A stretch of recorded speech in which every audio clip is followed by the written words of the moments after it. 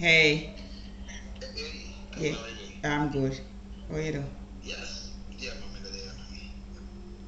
You ready? Waking up. What? Yes, mommy. Oh, because you're early. You are 1 hour ahead of me. Now 8:30. It's 7:30 for me. Oh, oh. All Yes. right, good. 1 hour So you're time. almost you okay. Yes, All I'm right, 1 hour behind you. yeah, man, all right. All right, cool. Yeah, Uh-huh. all right. Oh, all right, cool.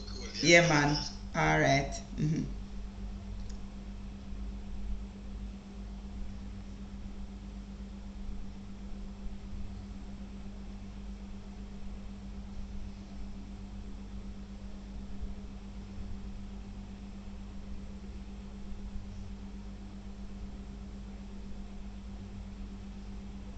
Jamaica, you ready? Raise your fist and shout out power. Raise your voice and say it louder. Rock your body if you love Jamaica. Rock your body if you really love Jesus. Come red, make we cross over. Come red, make we cross over. My soul, shout out for power. My soul, shout out for power.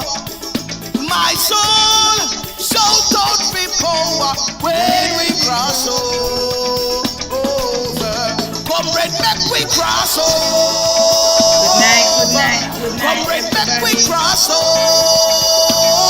How wanna do? My soul, shout out for power. My soul, Night, shout everybody. out for power. My soul, shout out for power when we cross over. Hello, everybody. Hello. Let me just get everybody up and running on all the platforms. Good night. Good night, TikTok. Good night, everybody. Good night, Carmen, Afia, Keisha, One Step, Pew. Good night, everybody. Wow, the numbers jumping quickly. Good night, YouTube. First, me ever get 5 viewers so quick on YouTube. But wow, go on. I feel big. Good night, everybody. Give me a minute. Let me share up this. You know, say Wayne just called me. Wayne just called me because I have Wayne for 8:30.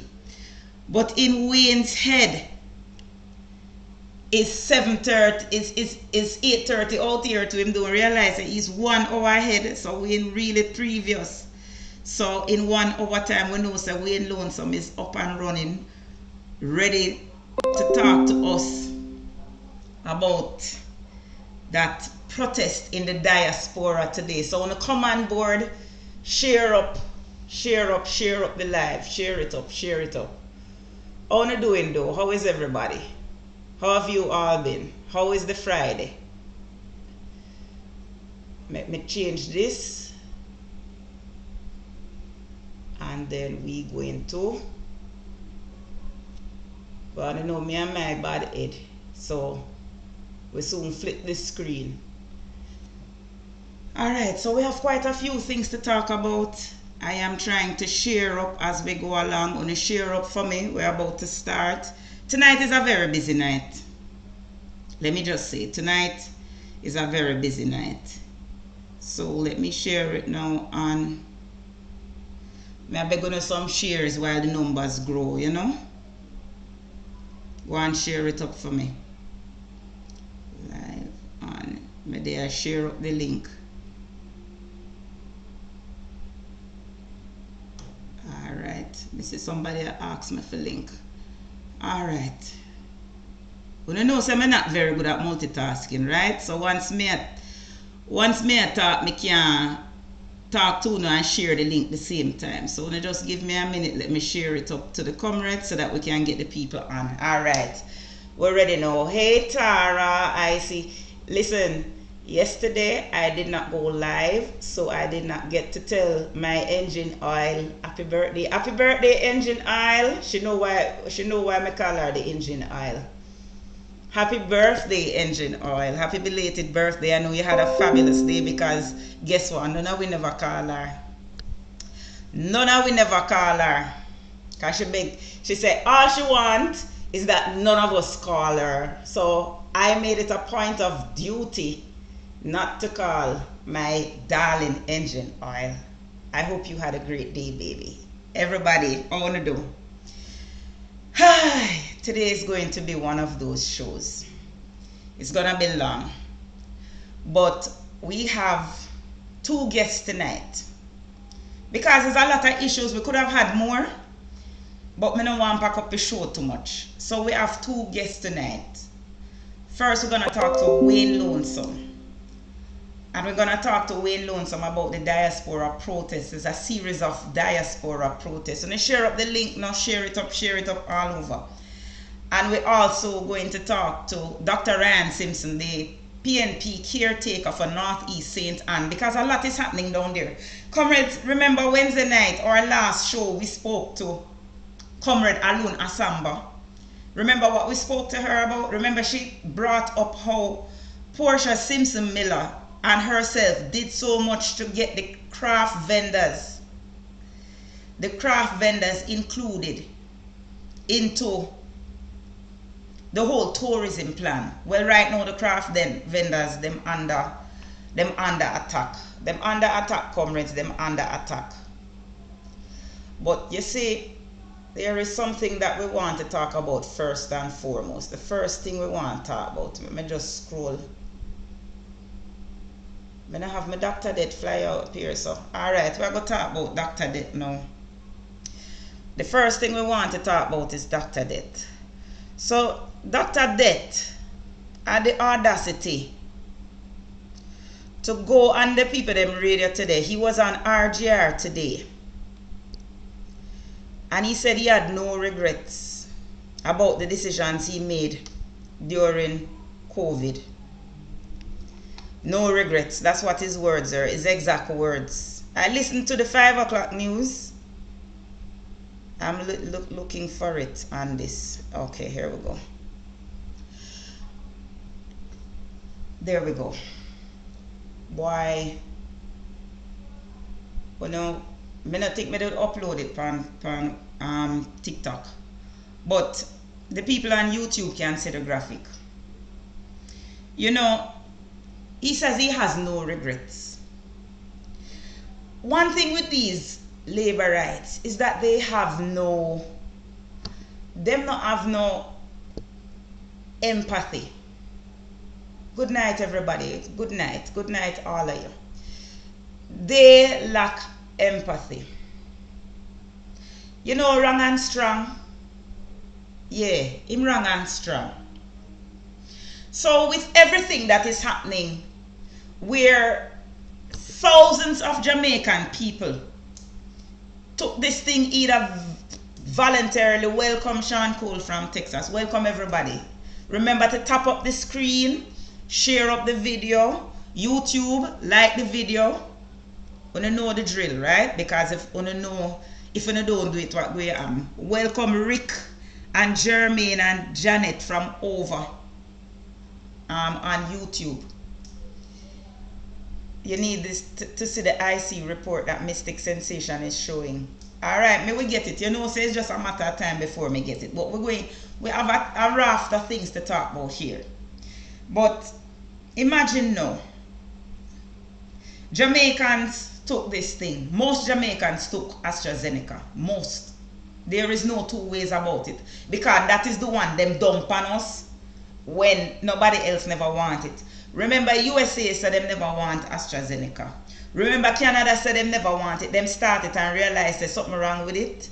And they dumped it to the 3rd world countries. And of course, Licky Jamaica was one of those who took it up. Remember, the UK said they are not giving anything to them children under 18, but not Jamaica.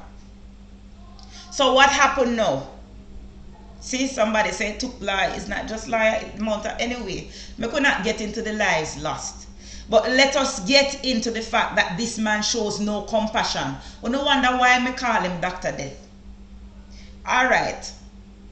Come to the people then and say, okay, we know that you're anxious because no matter how Jamaicans go on, how them go on tough, how them go on How them go on like say nothing don't matter, boy, them don't take it already. The one them, you have some of them who genuinely showing that they are concerned. But you have another set where boy, I don't take it already, you know. But you know, say in the back of them head, most Jamaican people are concerned. They might not be saying it. And this man, instead of trying to find a way to basically soothe them soul, make them feel a little better. Well, I don't have no regret, you know. It don't happen already. And the worst part about it is he said that he would not do anything different. That's the worst thing about it, you know. The man said he would not change anything. You understand, Audrey? And that is simply it, Patsy. He don't business with people life. Right? Him no business with people life. Me see this something just come a while ago. I want to show you, you know. Give me a minute. Don't move.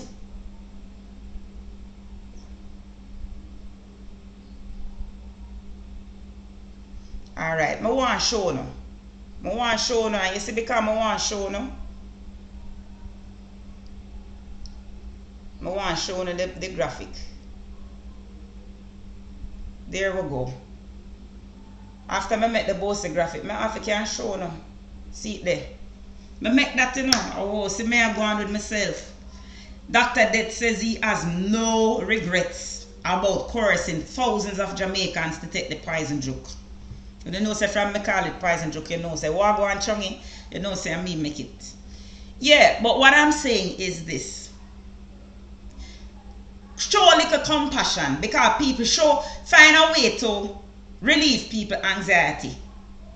Because at the end of the day, you know, comrades, no matter what them say, people going to suffer from the side effects. People already suffering from the side effects. It's just that we are not.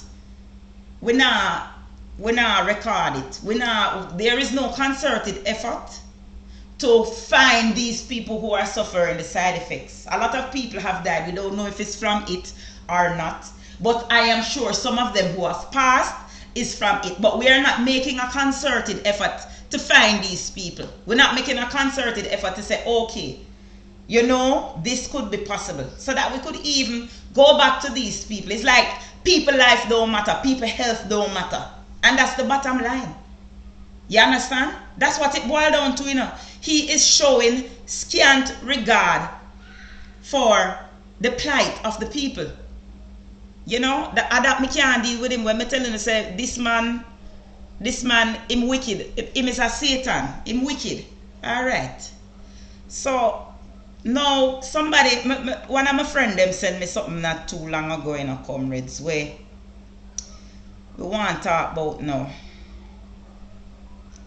We want to talk about it now. Alright, we'll change it upon that. I'm learning this thing, you know. I'm learning this thing. Yes. Alright. This now. I don't know who see it and who no see it, but there you go.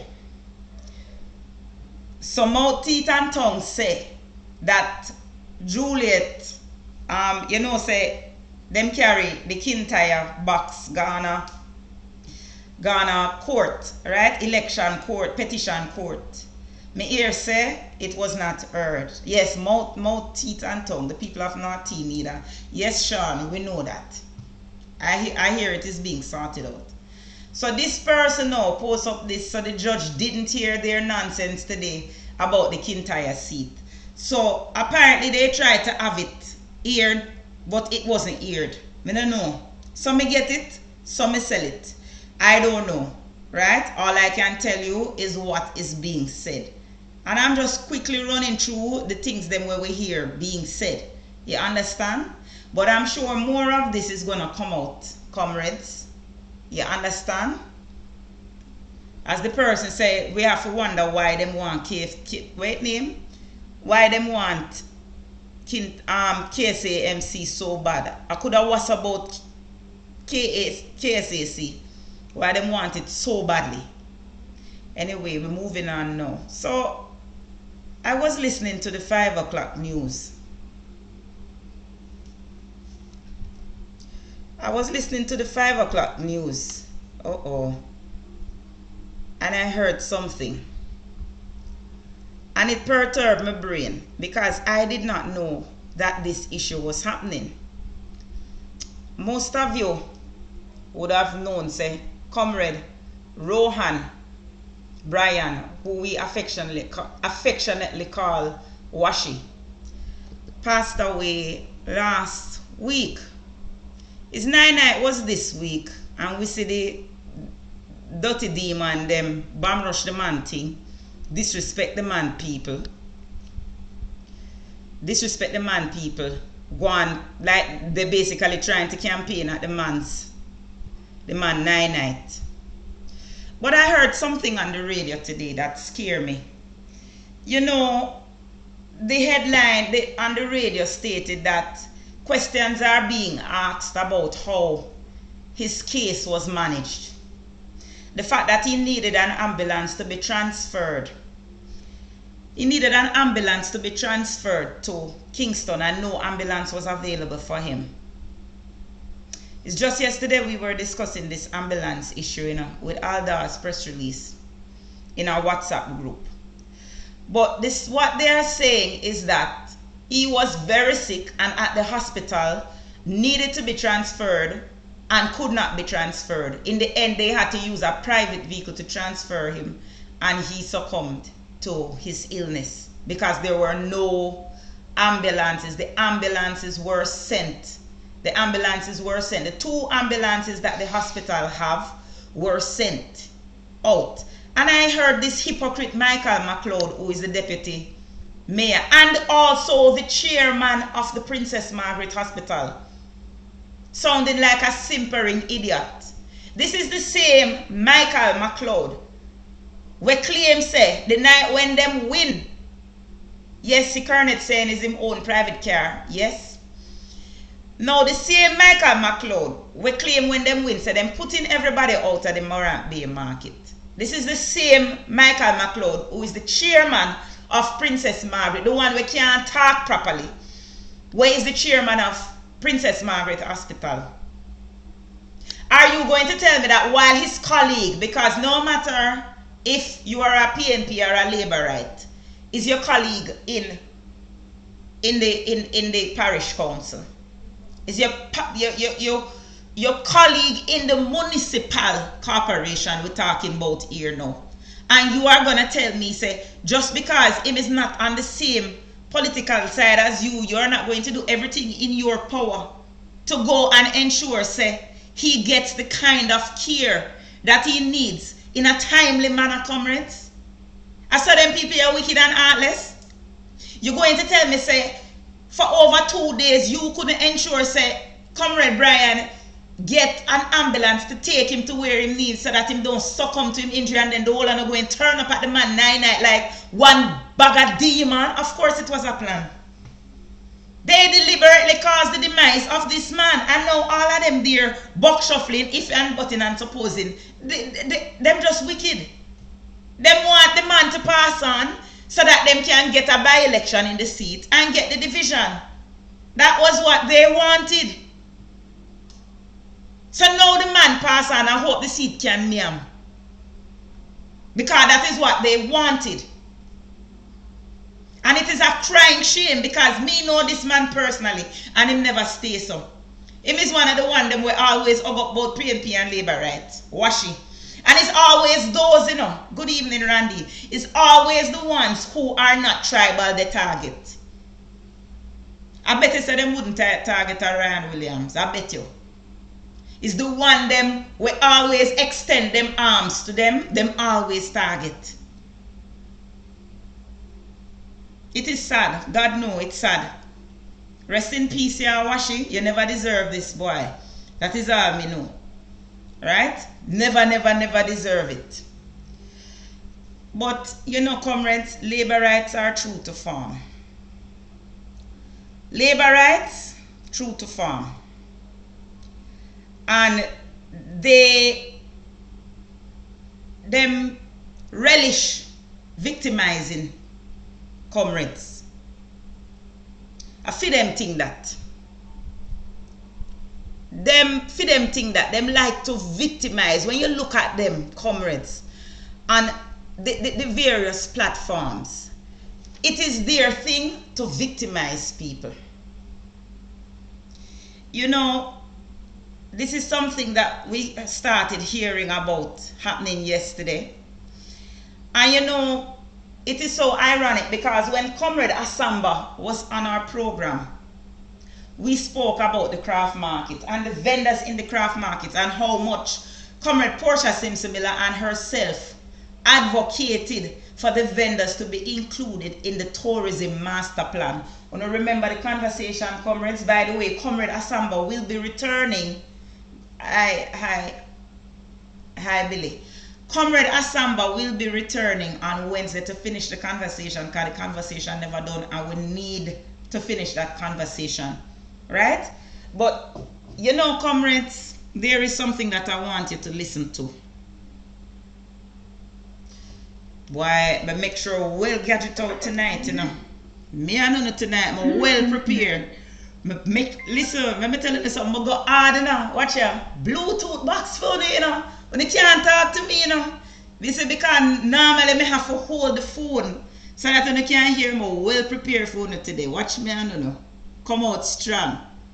Alright, so I could turn on the Bluetooth now because I have a video to play for you. Right? Make sure it said connect. Very good. Connected there. Alright. So we'll go and find the video now. Because we have, a matter of fact, it's not one. It's two videos we have to play for you tonight. And we're going to play the video them for you. And you can't talk to me now because I come out strong. Alright.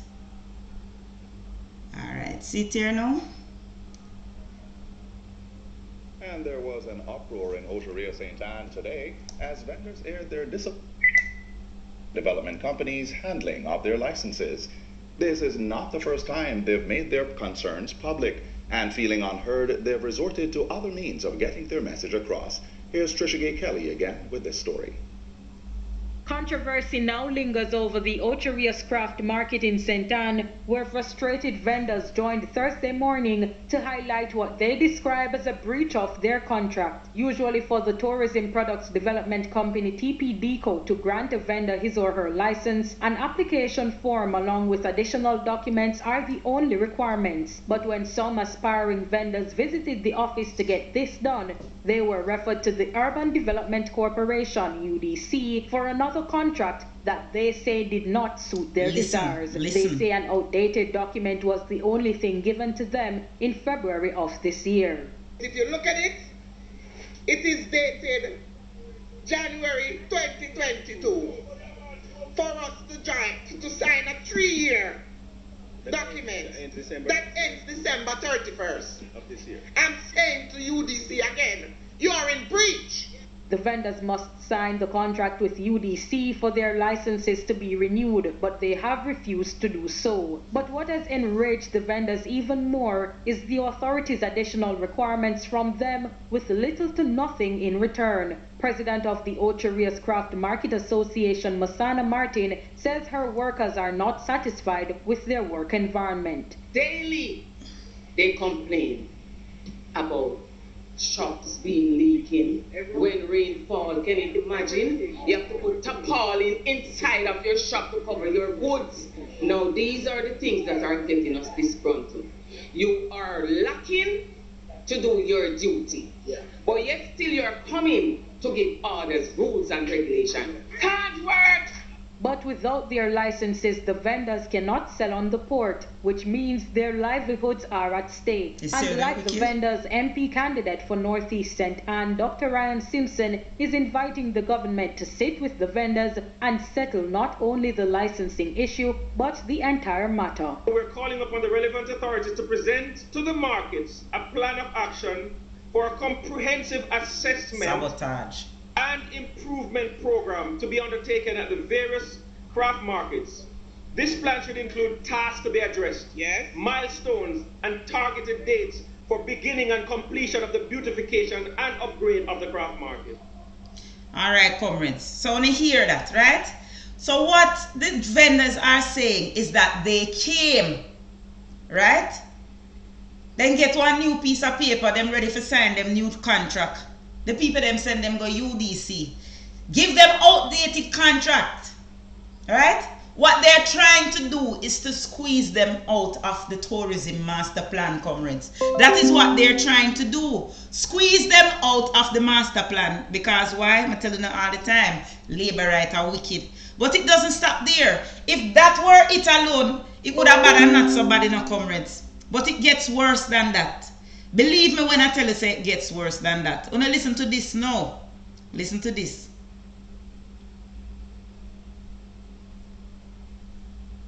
Today I called a meeting, a press conference with the craft traders because they wanted to highlight the atrocities and injustices that they've been facing over the many years in the craft markets. And yesterday, yesterday we had a successful press conference, and this is the response from UDC. Last night, in the dead of night, when everyone was asleep, they sent workmen here.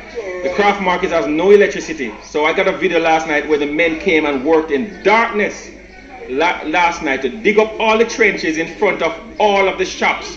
So this morning, business closed in the craft market of Ocho because this is a hazard. Nobody can come and buy craft this morning in the craft market because this is a danger to people. So people have to close down. And this is what's happening. This is how UDC responded to the craft traders' demand to come to the... Comrades, you know, I just realized I did not screenshot what they did. But what the UDC did, comrades, them dig up the hole in front of the people. As a matter of fact, you know what? The best thing for me to do is screenshot it and show you. Today, I... Screenshot it and show you. Because you wouldn't believe it. You can't believe that people can so wicked and evil. But me telling you all the time, I don't put nothing past these labor rights, you know. The best thing to do is to screenshot it and show you. Make I just take a screenshot. I'm going to send it to you. Because you'd never believe that these people could be so cruel and heartless. Because they want the people them to comply, comrades. What did they do? They dig up the whole place in front of the craft market so that they cannot access them shop. That's what they did. Dig up the whole place, comrades. They dig up everything. I'm going to show you. Because let it not be said, say Kamla tell you no a lie. You know, hold on there for a minute there. TikTok, let me draw it up for you.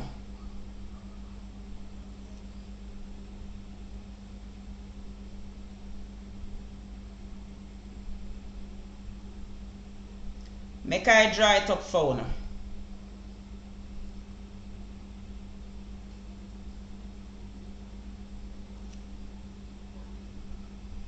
See it there. See it? Wanna see it over there, so right? Alright, I'm going to do the same courtesy for YouTube now and show YouTube too. Because I'm telling you something. Now, these people, this is their livelihood. It's them livelihood, this. This is them livelihood. And this is what these people are doing to them. It's just like what Juliet did do up the place there, where she up Mavis Bank side, where is in Kintyre, Mavis Bank, where she nearly lose Mavis Bank. She dig up the people them farm. Remember?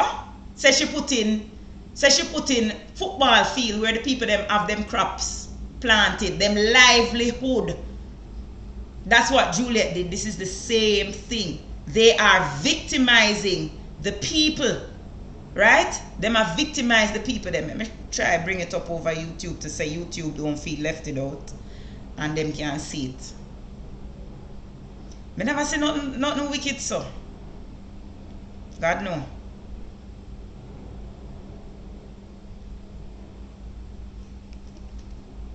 So I want a quick show so you can see it for yourself and then we can move on. But this is what Dr. Ryan Simpson, Comrade Dr. Ryan Simpson, as well, is going to come and talk about a little later. You know, in another half an hour, we're going to be also talking to Wayne Lonesome, you know. And Wayne Lonesome is one of the organizers of the Diaspora protest. Now, the one today in New York was actually organized by Wilfred Rattigan. Right? You know, comrades, it's so funny. It is so damn funny because let me tell you something. I hear a report from Cliff Hughes today. May I go play it for you too? I hear a report from Cliff Hughes today. I hear a report from Cliff Hughes today, nationwide, claiming say the protest was not well supported and hardly anybody turned up. You know how them stay already? Because of course, as we know, these people love to victimize. Them love to victimize people, right? Yeah, man, them a tribe downplay the protest, but it's at least, to me, it's at least 500 people were there. From all of the pictures you see from all over. But we're going to play a video. I'm going to play a video for you. Wait there. Here we go. Listen to this now. Listen to Dirty Nationwide. Diaspora in the United States are describing as weak and anticlimactic a protest held this morning by some members of the diaspora. The protest was held in front of the Jamaican consulate in New York City. The protest was organized by Captain Rupert Francis and attended by Wilfred Rattigan. Both men say they are displeased about issues which they say are plaguing Jamaica and the response of the government. But a member of the Jamaican diaspora who visited the outskirts of the consulate today and was among a group of Jamaicans who chanted pro-Jamaican slogans, Dr. Clovis Nelson says the protest organized by Francis was lukewarm. The weather is a little bit rainy and cold. Where this supposed protest from the anti-Jamaican activists who are bent on trying to embarrass Jamaica and tear down the country in the heart of New York. Well, let me tell you this now. Their protest is very weak. Their protest is not as potent as one would thought. After all these months of planning, their protest doesn't have much zest to it at all. We have some Jamaicans out here, patriotic Jamaicans, who are No, you see, this is so funny to me. You know why this is funny, comrades? Let me tell you why this is funny. Because these people who complaining about the protest was anticlimactic, they had a counter-protest. They had a counter-protest, and their counter-protest literally had 8 people.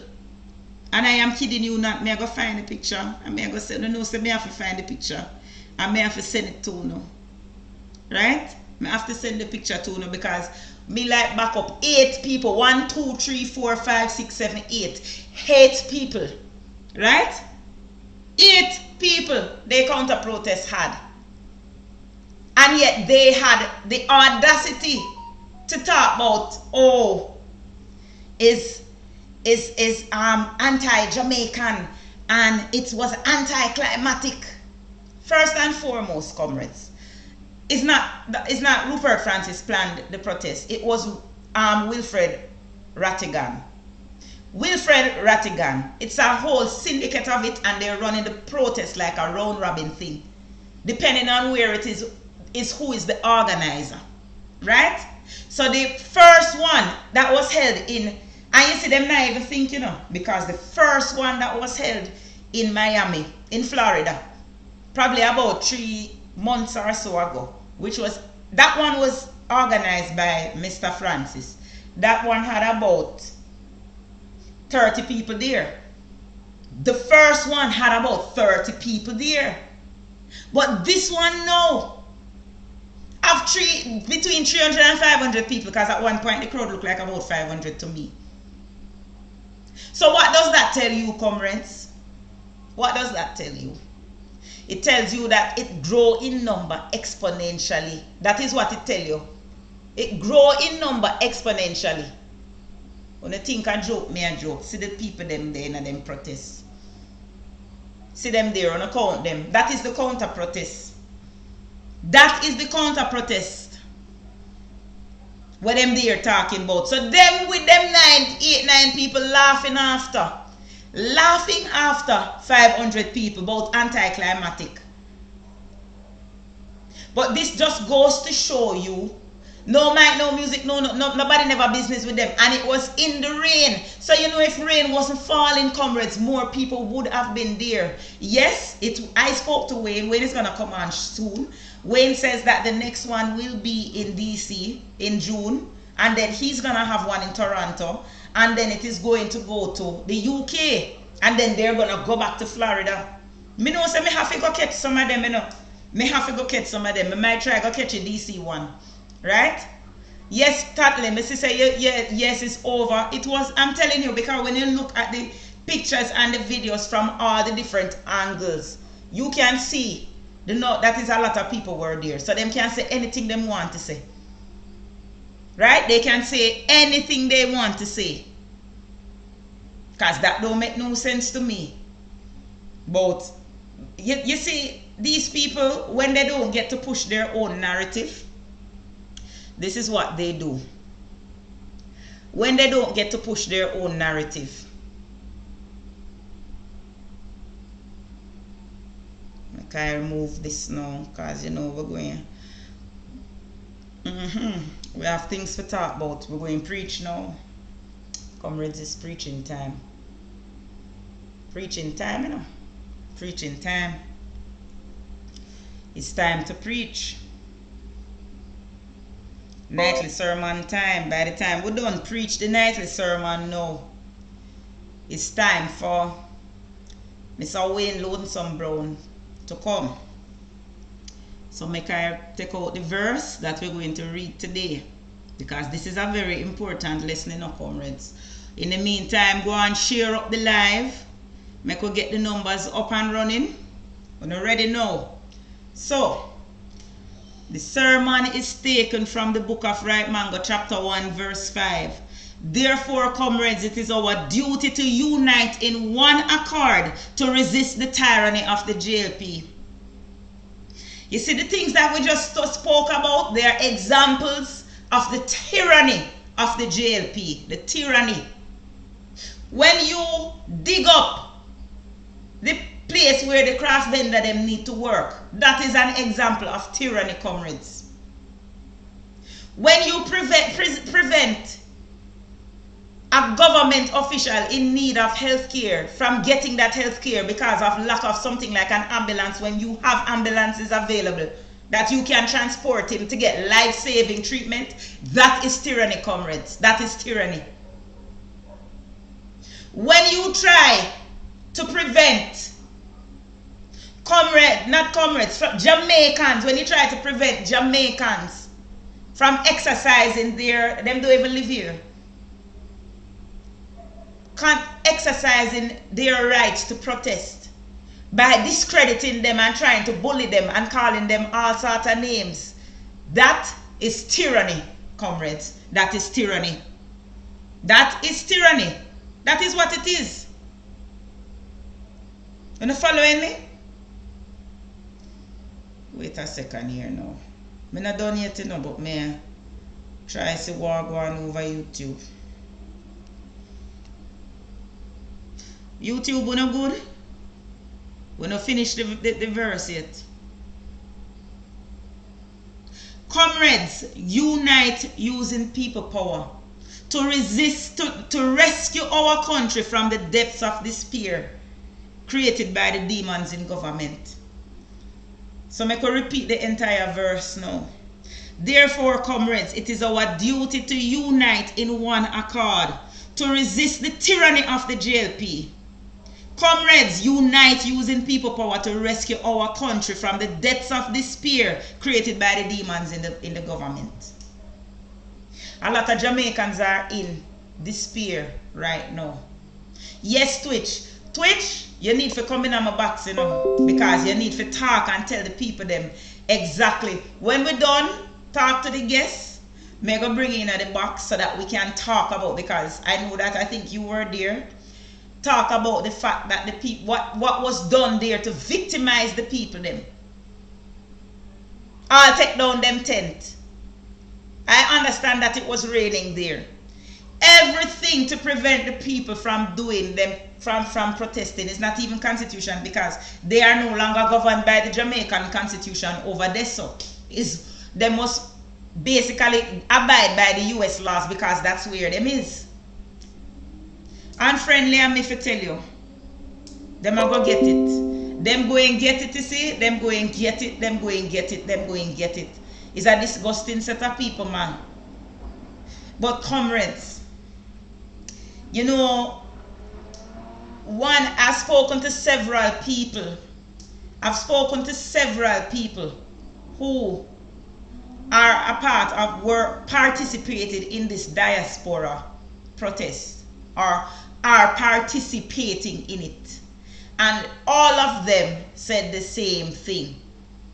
They are hoping that Jamaicans will join them.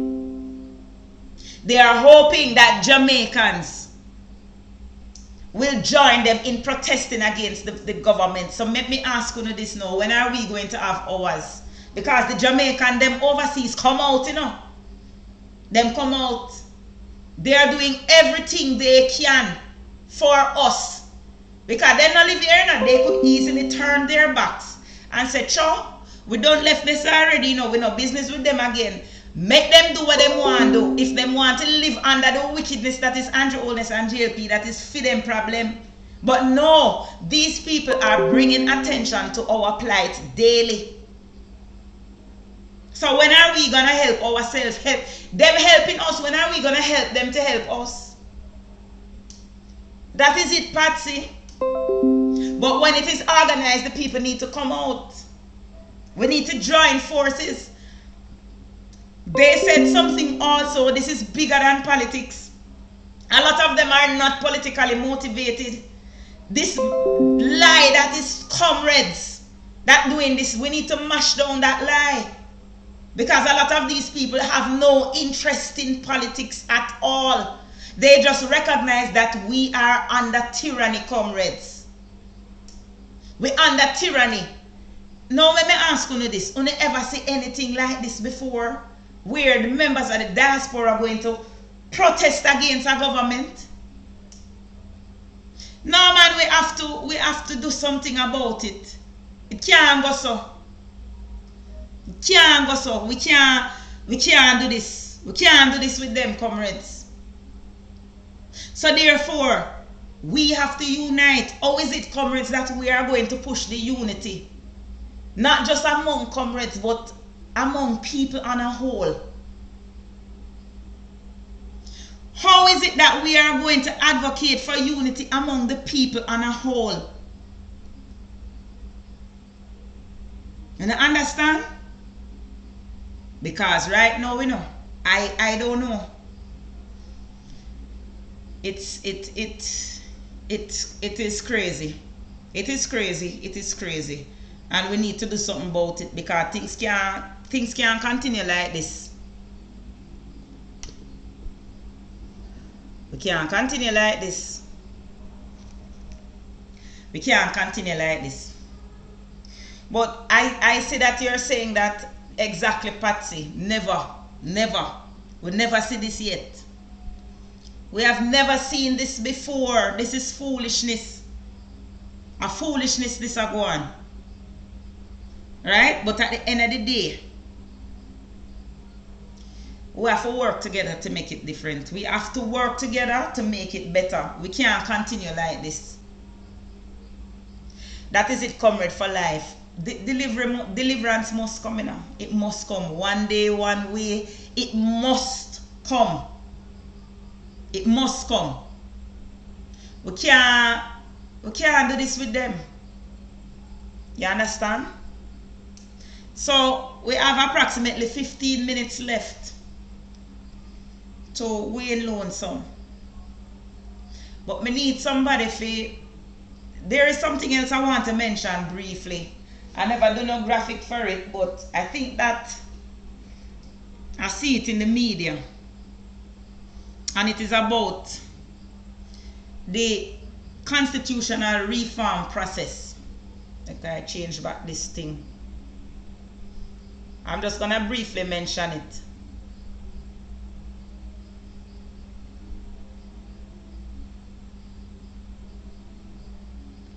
Make I find it phone up because I see where. Whoa, Jamaica. Hey, let me telling you something about them JLP people here, you know. I'm telling you something about them. They are very, very good at PR. You have to give them that. You have to give them that. If you don't give them nothing else, you have to give them the fact that they are very, very good at PR. So I'm now seeing Kamina Johnson now. Jamaica joins international call for Palestine to be granted UN membership. 2 months ago, these people were on Israel's side. Them a pull a Joe Biden, comrades. Them switch. They realize that the world is with Palestine. You see, people don't understand. People don't understand. So these people know. Them pull a switcheroo. Pressure. But them have to change up. We have a heap of things to talk about next week, you know. But we could talk about the constitutional reform issue briefly before we bring on Lonesome. You know, say the government is trying to push through this constitutional reform thing, right? So the article is saying that the opposition withholds assent to the Constitutional Reform Committee report. Leader of the opposition, Mark Golding, has instructed opposition representatives on the Constitutional Reform Committee not to sign off on the committee's report until concerns he has raised about the reform process are resolved. The Minister of Legal and Constitutional Affairs, Marlene Malahou Fort, is reportedly pushing to have the CRC's report signed and presented to Cabinet. What is the rush? What is the rush? That's what I want to know. What is the rush? What is the rush?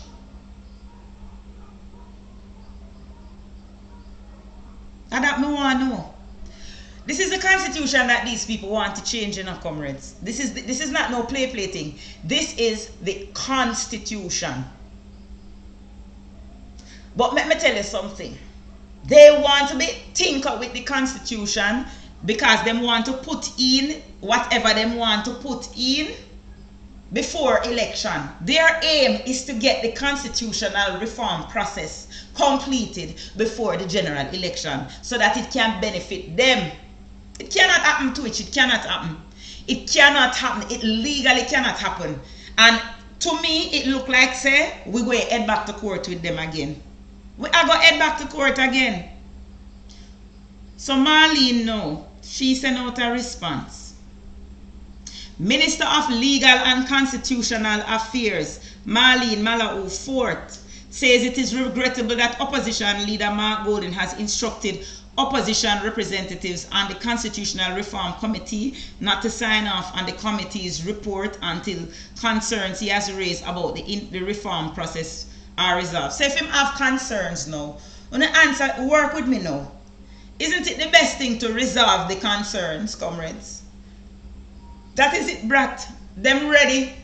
That is exactly what they want to do. Me just have a feeling, say, we're heading back to court with them. And I don't know, so them lose every single court case so far. Right? I'm going to find out from this article now what exactly Mark Golding has issue with. Golding wrote to Prime Minister Andrew Holness on May 7, outlining his concern regarding the timeline for severing ties with the British monarchy and the United Kingdom-based Privy Council. So it is about not just the monarchy, but the Privy Council. Because what them a try do, you know, them a try cut ties with the monarchy, but them still want to keep the Privy Council. That's what they're trying to do. In the letter released to the media, Golding reiterated the opposition's stance that both matters should be addressed at the same time and not in a phased way as the government has proposed. They are trying to do it in a phased way because they want to ram through changes to the constitution. They want to cloak other changes in this. You understand? That is what's happening, you know. He again made it clear the opposition would not be supporting the move to establish Jamaica as a republic if the CCJ issue is placed on the back burner. And I agree with him wholeheartedly. People can't have to take plane, get visa and take plane to get restitution because our final court is in the hands of our colonizers, our former colonizers. That can't make sense, comrades. That can't make sense. That no make no sense, none at all. None at all, that don't make no sense. It can't make sense. And so I agree with him wholeheartedly. I agree with him wholeheartedly. And this is, you see, let me tell you something. These people did not expect that Mark Golden was going to stand up like this, that he's going to dig down. Them never expect it. Them now go reform without them getting a huge quick payoff. Listen, everything these people do with themselves, everything they do, it's of some benefit to them. Them is like in the back of them head, them have to benefit from it one way or another. Them have to benefit from it one way or the other, you know. Want to share up the live for me. YouTube, I'm also asking you for the same thing, to share up the link, give me some likes, right? Let us get this thing growing. This is the highest number of people viewing one time on YouTube. 30 people, thank you. Growth in small steps, I am happy. Beg your TikTok, share up the live, give me some hearts, please. When you don't know, you know, the people, them, if you follow these people, you know what them will do? If you follow these people, you know what them will do? If you follow these people, you know what them will do? I'm sorry. Trying to turn it down, the phone freeze. Oops, sorry. The phone freeze up on me. What these people do is they start to freeze up the live. The live start freeze up. So I don't want that happen. That's why I may beg. It's like TikTok like when you beg. When you realize it, TikTok like when you can come on here, come beg. I never say nothing like, I'm a father raised me not for beg for things, you know. But TikTok, if you don't come on TikTok and beg for gifts, them freeze up the live and tell you say the live, them pause the live due to inactivity and all of them something there. And that me realize. Anyway, it is what it is.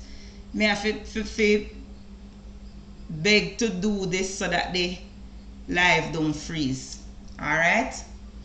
So share it up.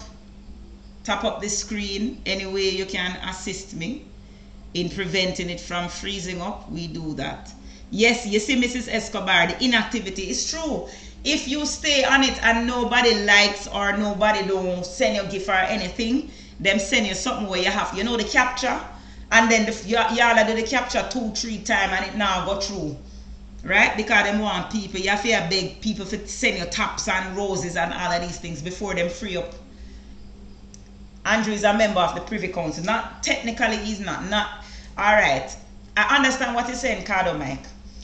He is a member of the Privy Council because of the fact that he's the Prime Minister of Jamaica, which is technically not the same as being a lawyer on the Privy Council or a judge on the Privy Council. There's a slight difference because PJ Patterson was as well. But at the end of the day, if it's that him holding on to, then that don't make no sense because that means him is a house slave. Don't it, Cardo? I'm a house slave. I'm a house slave. We hear say him gone to Delaware because him gone go beg for the people them give him honorary doctorate or something like that because them did well want Huey to give him, and them have big falling out with Huey. Them have big falling out with Huey because kick out Huey out of the High Commission in a same New York because Huey refused to give the man.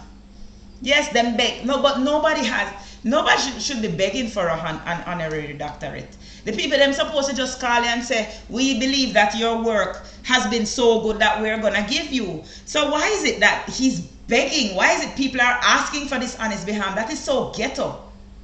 How does that make sense? When I understand what I'm saying? So apparently now another university, so one of them have links with our next university, University of Delaware. And apparently University of Delaware said them going to give him, them are going to bust him. You know, so Andrew they overseas now. In the overseas, me just a set up to make sure say When it's time to get on Lonesome, he's in the administration department.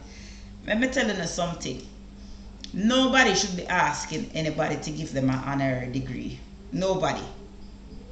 Right? You should not be pressuring. It's another example of the tyranny of this government. As we discussed in the sermon, the tyranny of them, the absolute tyranny. I mean, who does that? Who really and truly does that? I mean, if UA, and normally UA does not give any sitting, UA normally does not give a sitting prime minister an honorary degree. Them wait until them done. They gave PJ and I think Portia got an honorary doctorate from them. They tend to wait until you leave office before you get an honorary doctorate. I don't know of them giving it to you when you are actively involved, when you're actively the leader. So what is he? It's like this man come up with things, in brain concoct things, and then all of a sudden, no, everybody must just agree. And the minute people don't agree, them start to, but yes, he's a narcissistic dictator. And when him don't get him own way, him victimize. This can't make no sense. Strong man, exactly. Nobody is recognizing him. Nobody no business with him.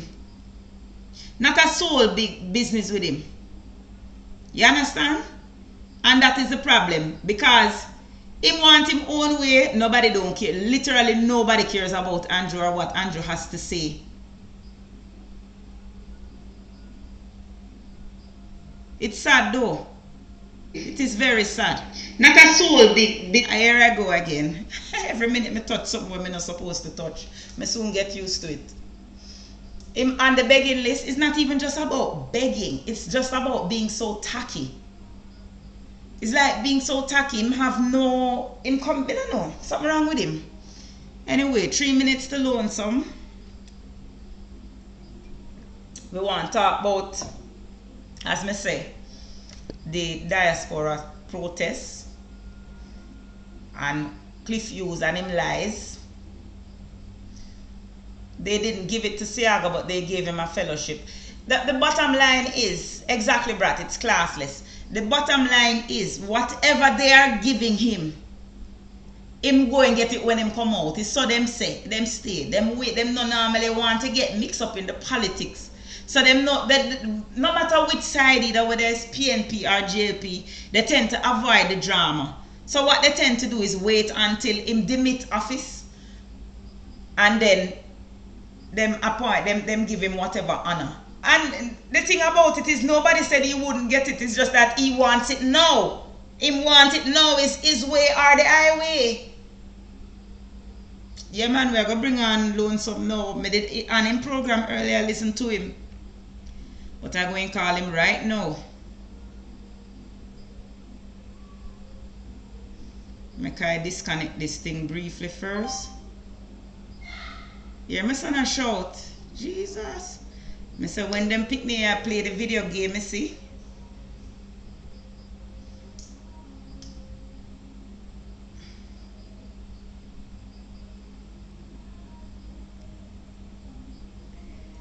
Try to get him on. I trying to get him on. Yes, boss. Ready now? Yes, ma'am. Alright, let me just join back the YouTube, the Bluetooth. Yes, yes. Alright, give me a minute.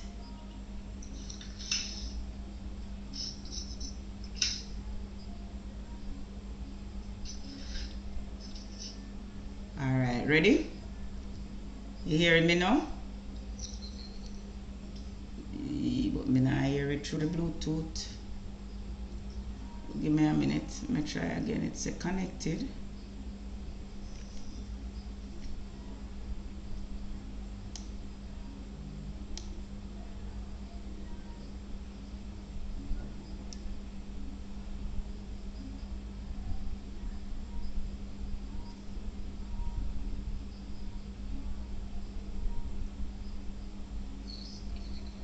I am hearing you, yeah. I'm just getting it through the Bluetooth now. It's coming up. Just give me a minute while it connects to it. keep on.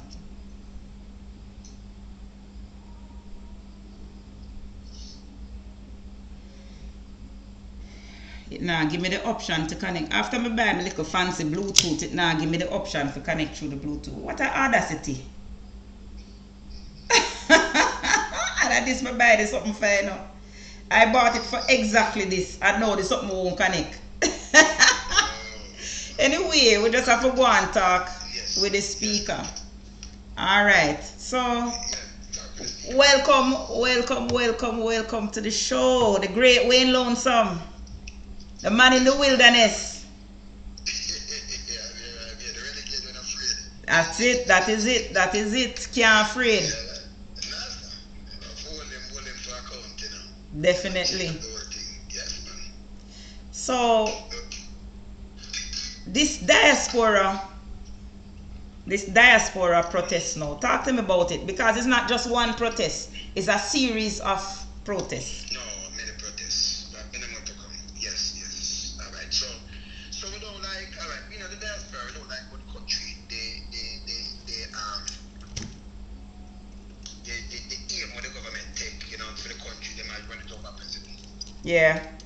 You know, we can't take it no more. And then we like we have some outcasts and things, but yes, we spend over $3.3 billion a year down there. Yeah. When tourists might get them.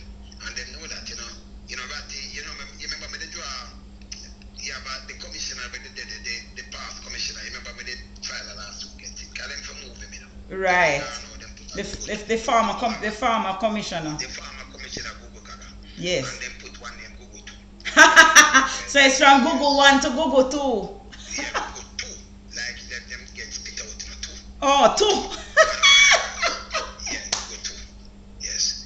Alright, so then put a nice Google in the place, right? And it's an arrogant government. Yes. You know, yes, and them not listen. And the only thing they say them do is draw down the country more and more, you know, and use PR and try to trick the people then. And they can't read no more.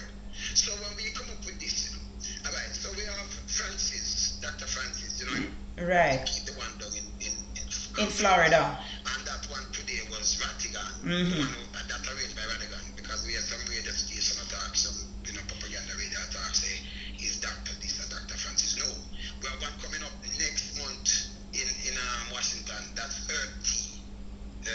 Earl, okay. Yeah, they're doing Earth Tea. Doing that one, and the one in Toronto. That's me. So when is the one in DC?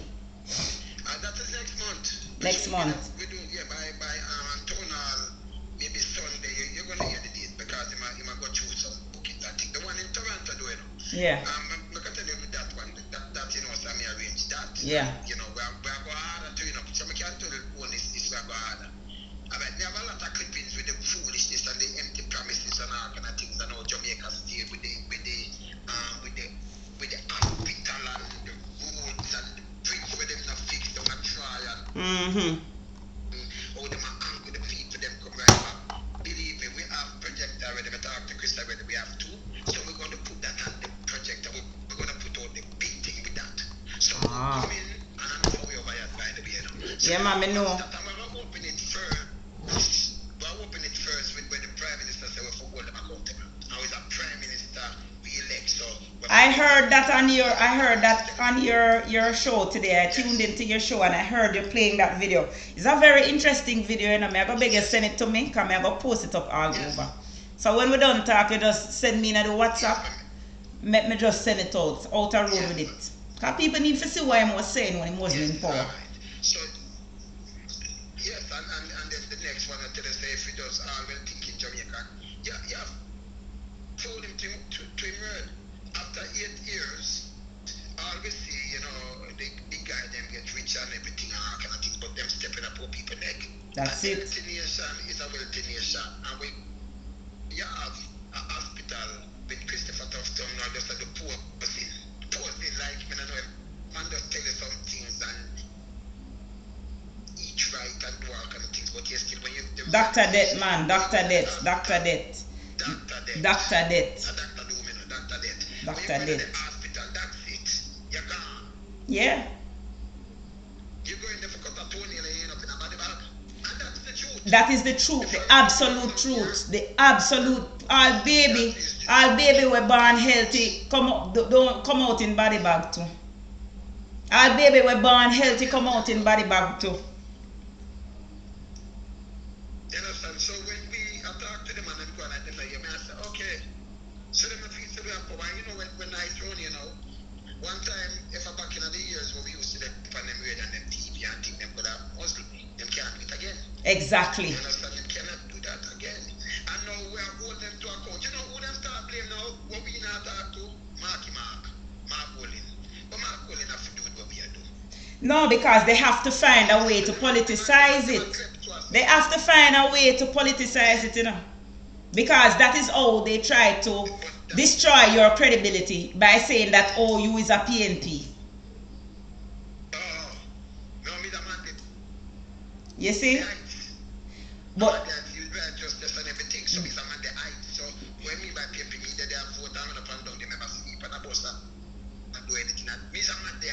there you go. Thank you. And him is one of them. Me say I once the government change, you know, Wayne. You see, once this government change, I will be personally pressing for Siaga's name to come off of everything where it depend. Because him is a tyrant. Yeah. Trust me. But I just discussed that right before you come on. Okay, you have a prime minister. I think even say I don't know if I go on with it. But you're a prime minister, 8 little kids like Antonis. Never. You're a prime minister come one monthly when Monday that say the kids them 17 or 18, the kids them and you have to find place them schooling and everything in. All you know the boy running around they're going rather 15 years. Thank you. If you want, you have to clean the river, start from the end. Amen. You have to clean. If the foot are all is dirty, okay? But him not do that. What him do is right now him and Chuck and the one of them, Chucky, I call him Chucky.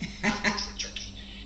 Them want go from age 12 and give them 50 years. I save them capital murder. Now them they are baby. Baby. Remember Chuck? Yes. Remember Chuck when I garrison, you know. Remember the Prime Minister was garrison too, you know. So I feed them kids, them want to do this, they want to pass. Them do business. They don't care. You know, care for it. That mean alright. Look on it away, you know, Kappa. If you say no, remember it's not but I think say them little kids are getting at them kind of trouble there, them are kill.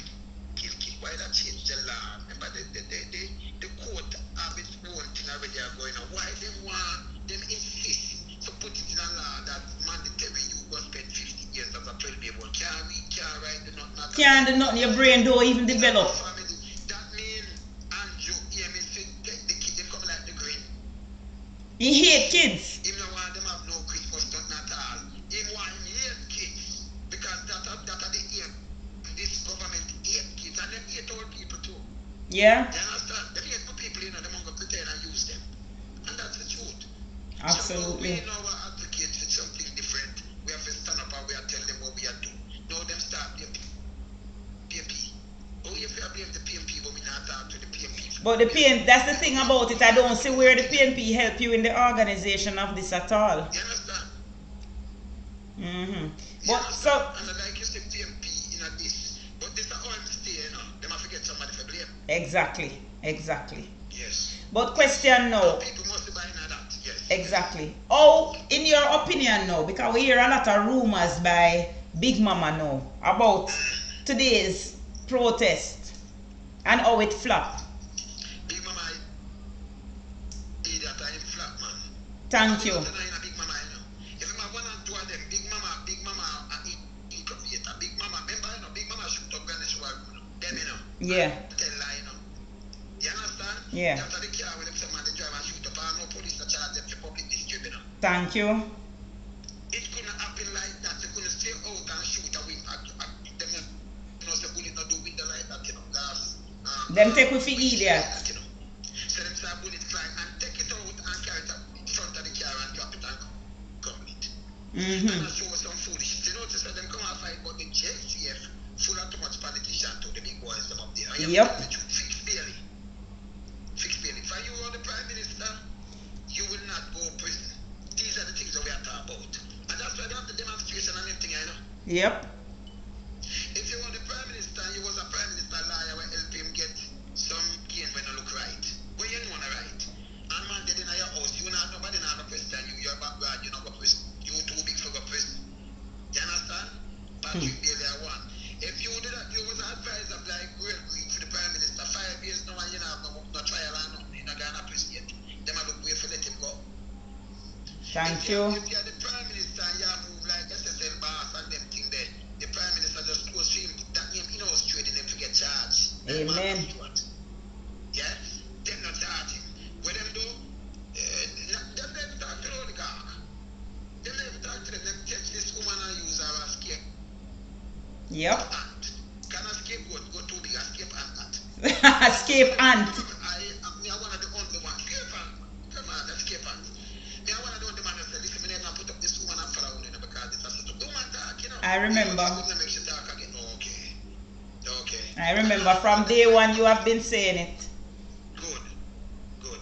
And you notice, oh, you have a investigation of one and you sell out the building and you notice the Prime Minister himself, Andrew Hollis, let me tell him this. You see all these kind of things, you notice him, and he's quiet. Him quiet when the plane come in, I'm not talking about it, you know. And him and the Prime Minister, when himself, we hold accountable. But him did say the Prime Minister must be held accountable too. We are doing something bigger than that. Of course.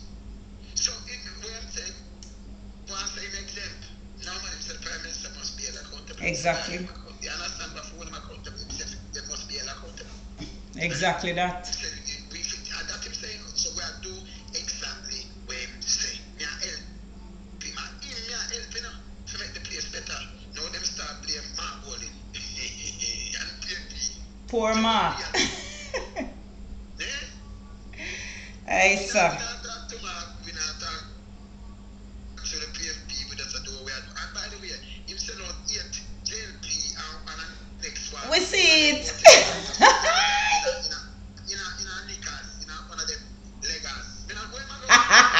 Where say the man have on knickers, leggings. Me hear you tell them man I take on the man and him leggings. Some leggings business. Yeah, some leggings thing him up here. And call me. Him call you? And tell Big Mama I'm foolish. Oh yes, I heard him on the radio talking to him.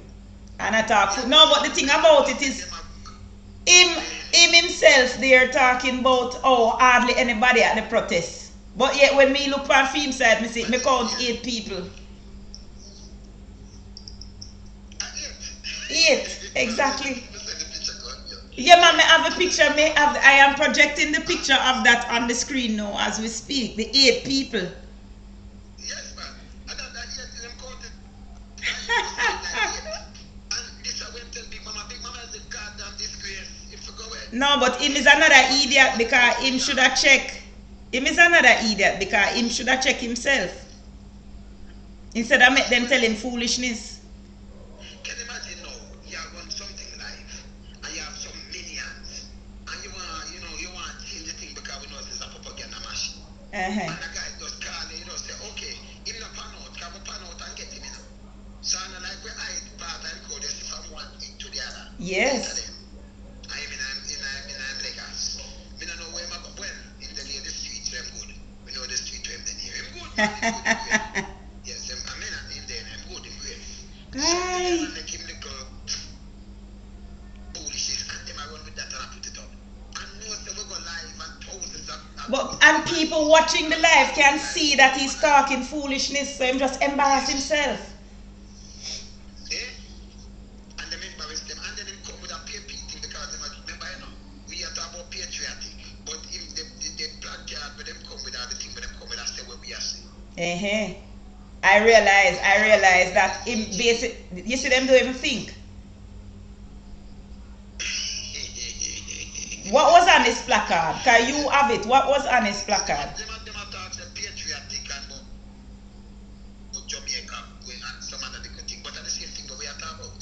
Okay. Patriotic, you know. You understand? Yes. So we want Jamaica, we want them blood I go. Exactly. The next guest I'm gonna talk to after you. The next guest I'm gonna talk to after you actually said it, that if we don't mind sharp, Jamaica will end up like Haiti. But there is something else I want to ask you about. There is something else that you're another event. You're having something else, a Diaspora conference. Yes. That Alright, so yes. we're gonna have that. But at the same time in June, when them claim them are have for them thing, them claim them are have some 3-day thing in June. Yes, I see that. But we have something in the evening, and then we are gonna dissect them because there is no. Can you imagine? The place mass down, the bridge not built back, me have somebody just, me have correspondent. Right. And them send me the bridge, bridge, where them put like three each chunk and put some little thing with them, fall in any time and think and get, hurt themselves. Them put that and now the bridge not built back between Manchester and Trelawney. But yes, still them want Diaspora. Only thing them want in a Diaspora, you have to come and invest in a Jamaica. Invest into them pockets.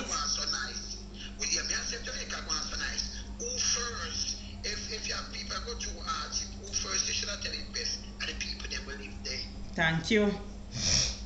But you want to trick we until we invest for our people money. Exactly that. It's not working, that can't work. You understand? A matter of fact, we are planning how bigger than that. We are planning to work at some of them big companies then. Because we are talking about it and them so watch out. Because the biggest company we might have been two things are foreign. And I said it in there because we call them ICI now, Yes. Because they don't really have no factory around. Nothing at all. Nothing is here. Nothing is here.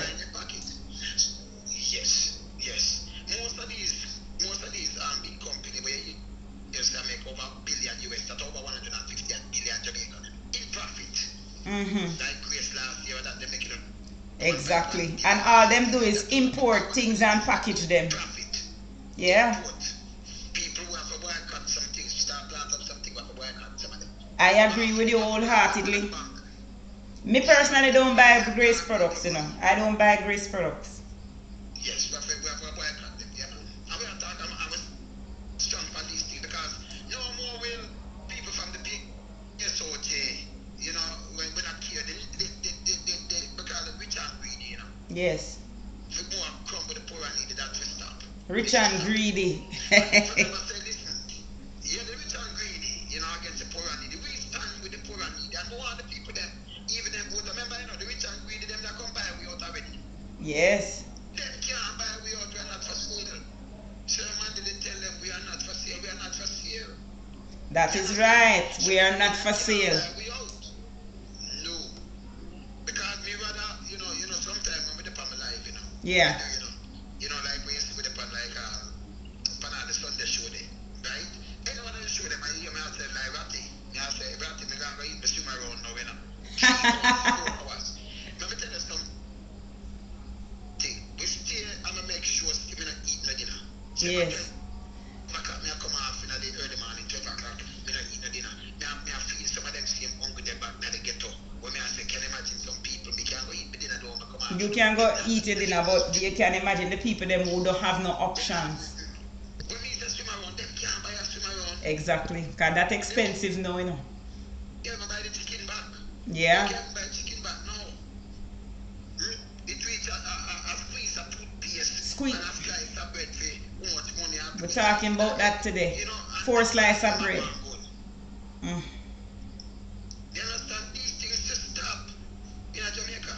So them hurt the people and uncle thing them do, spend money on a mass destruction to this try get to you. And send them back to school and open something and make go open back some factories and do it. Thank you very much. They're not interested in that. Uncle thing if you send them we have the rehabilitation center I don't think we have a prison either, Them whole thing them overcrowded. So these are the things that we have fight. We have fight for the poor and needy. Yeah, poor and needy are not forgive we, and we want to send something come get them. The rich and greedy, they don't like to silence us. So if them could give you a big package and say, yeah man, they can come off alive. Them that feel good, can't buy we out. But them can't buy we out. But them buy out a whole heap of the blogger them. That them buy out the media. They buy out the media. Yes. And them buy out a whole heap of the blogger them. You know what this way?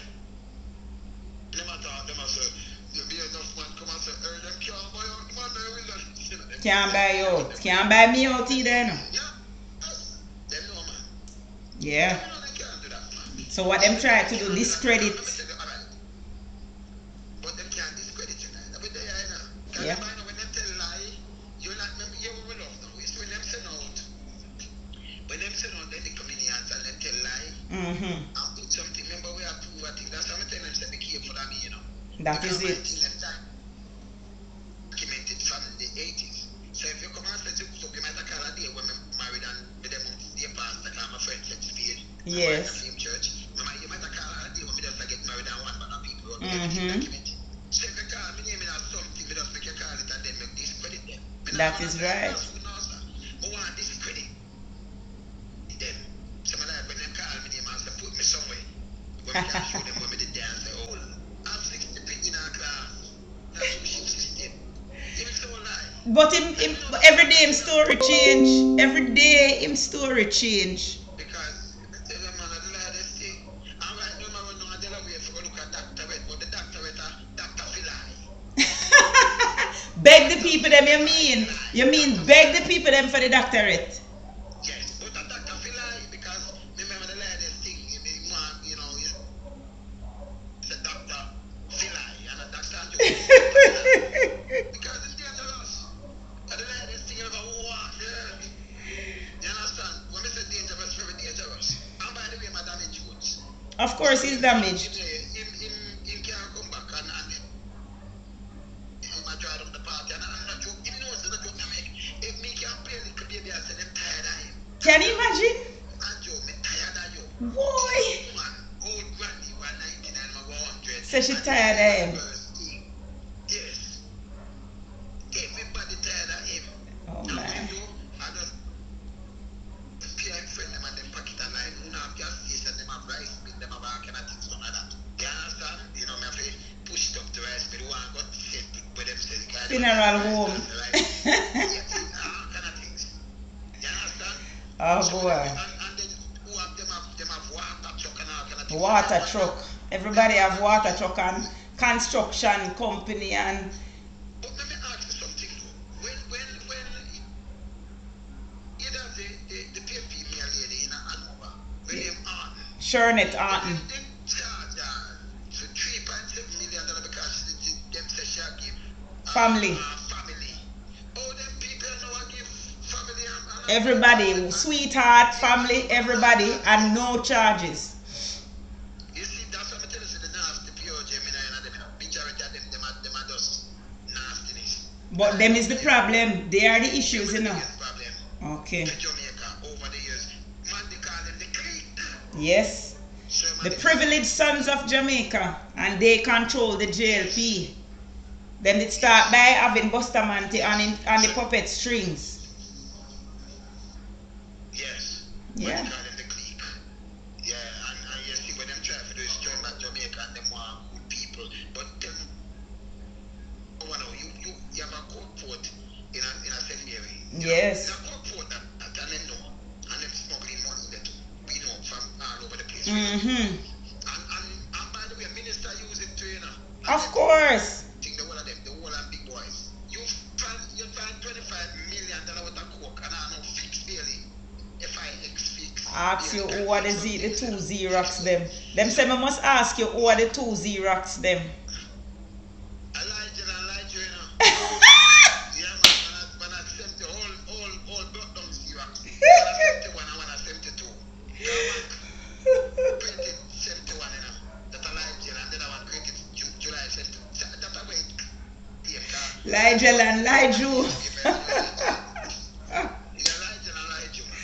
Woo!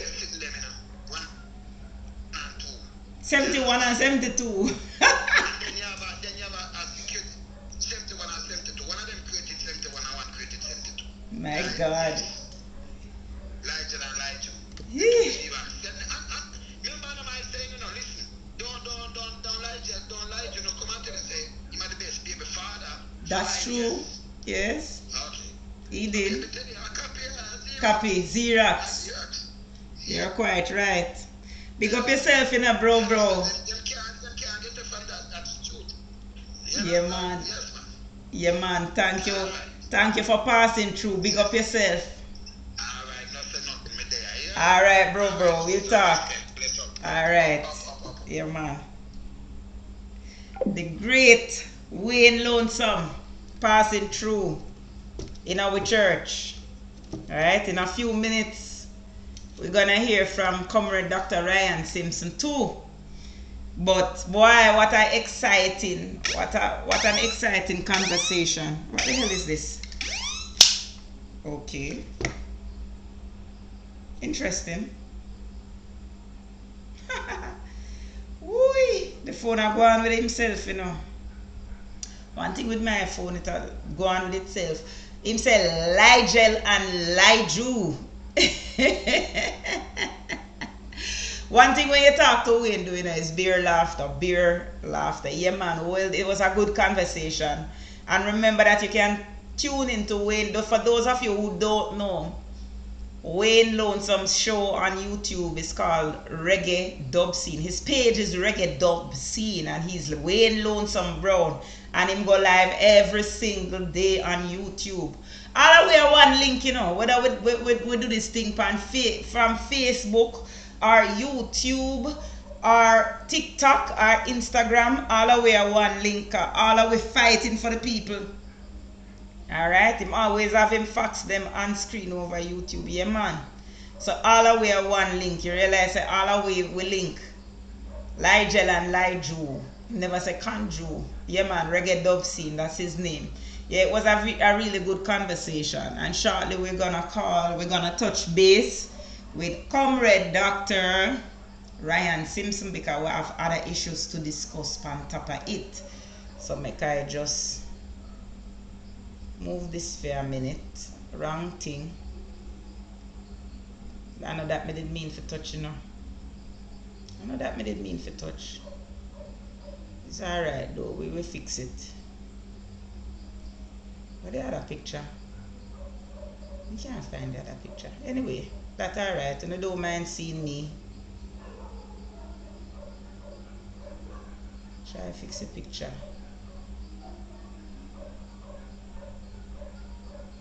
So what my other picture we may normally use? Hey, TikTok don't play with me now. Anyway, I can't find the next picture here, comrades. I don't know where it turn, so I could just work with that. With emergency initiated at it and win the slide button.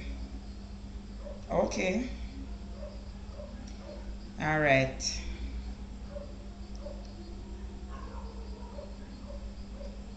I'm gonna call Dr. Ryan now so we can talk to him.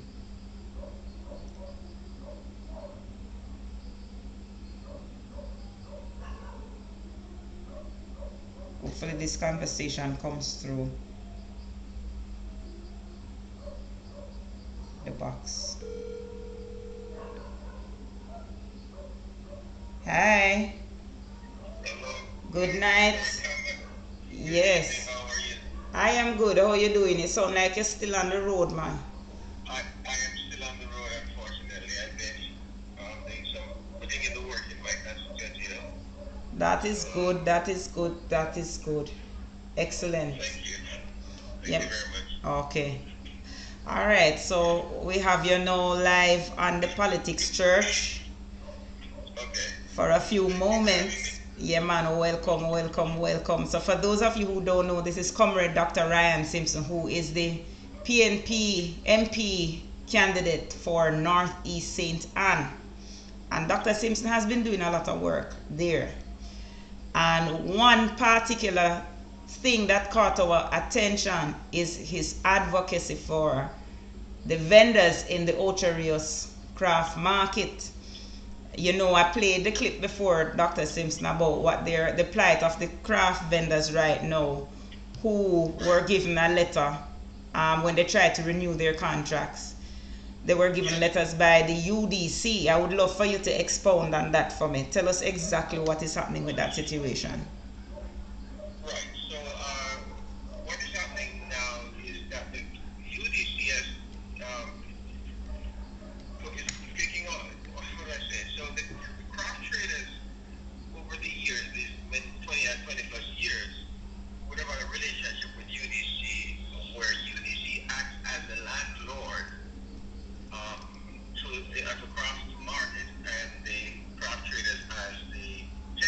Right. That model or that arrangement carries with it certain benefits, such as a craft trader who has an established business in the market for many years would have been able to pass on that that business to a family member, a son, a daughter, niece and nephew.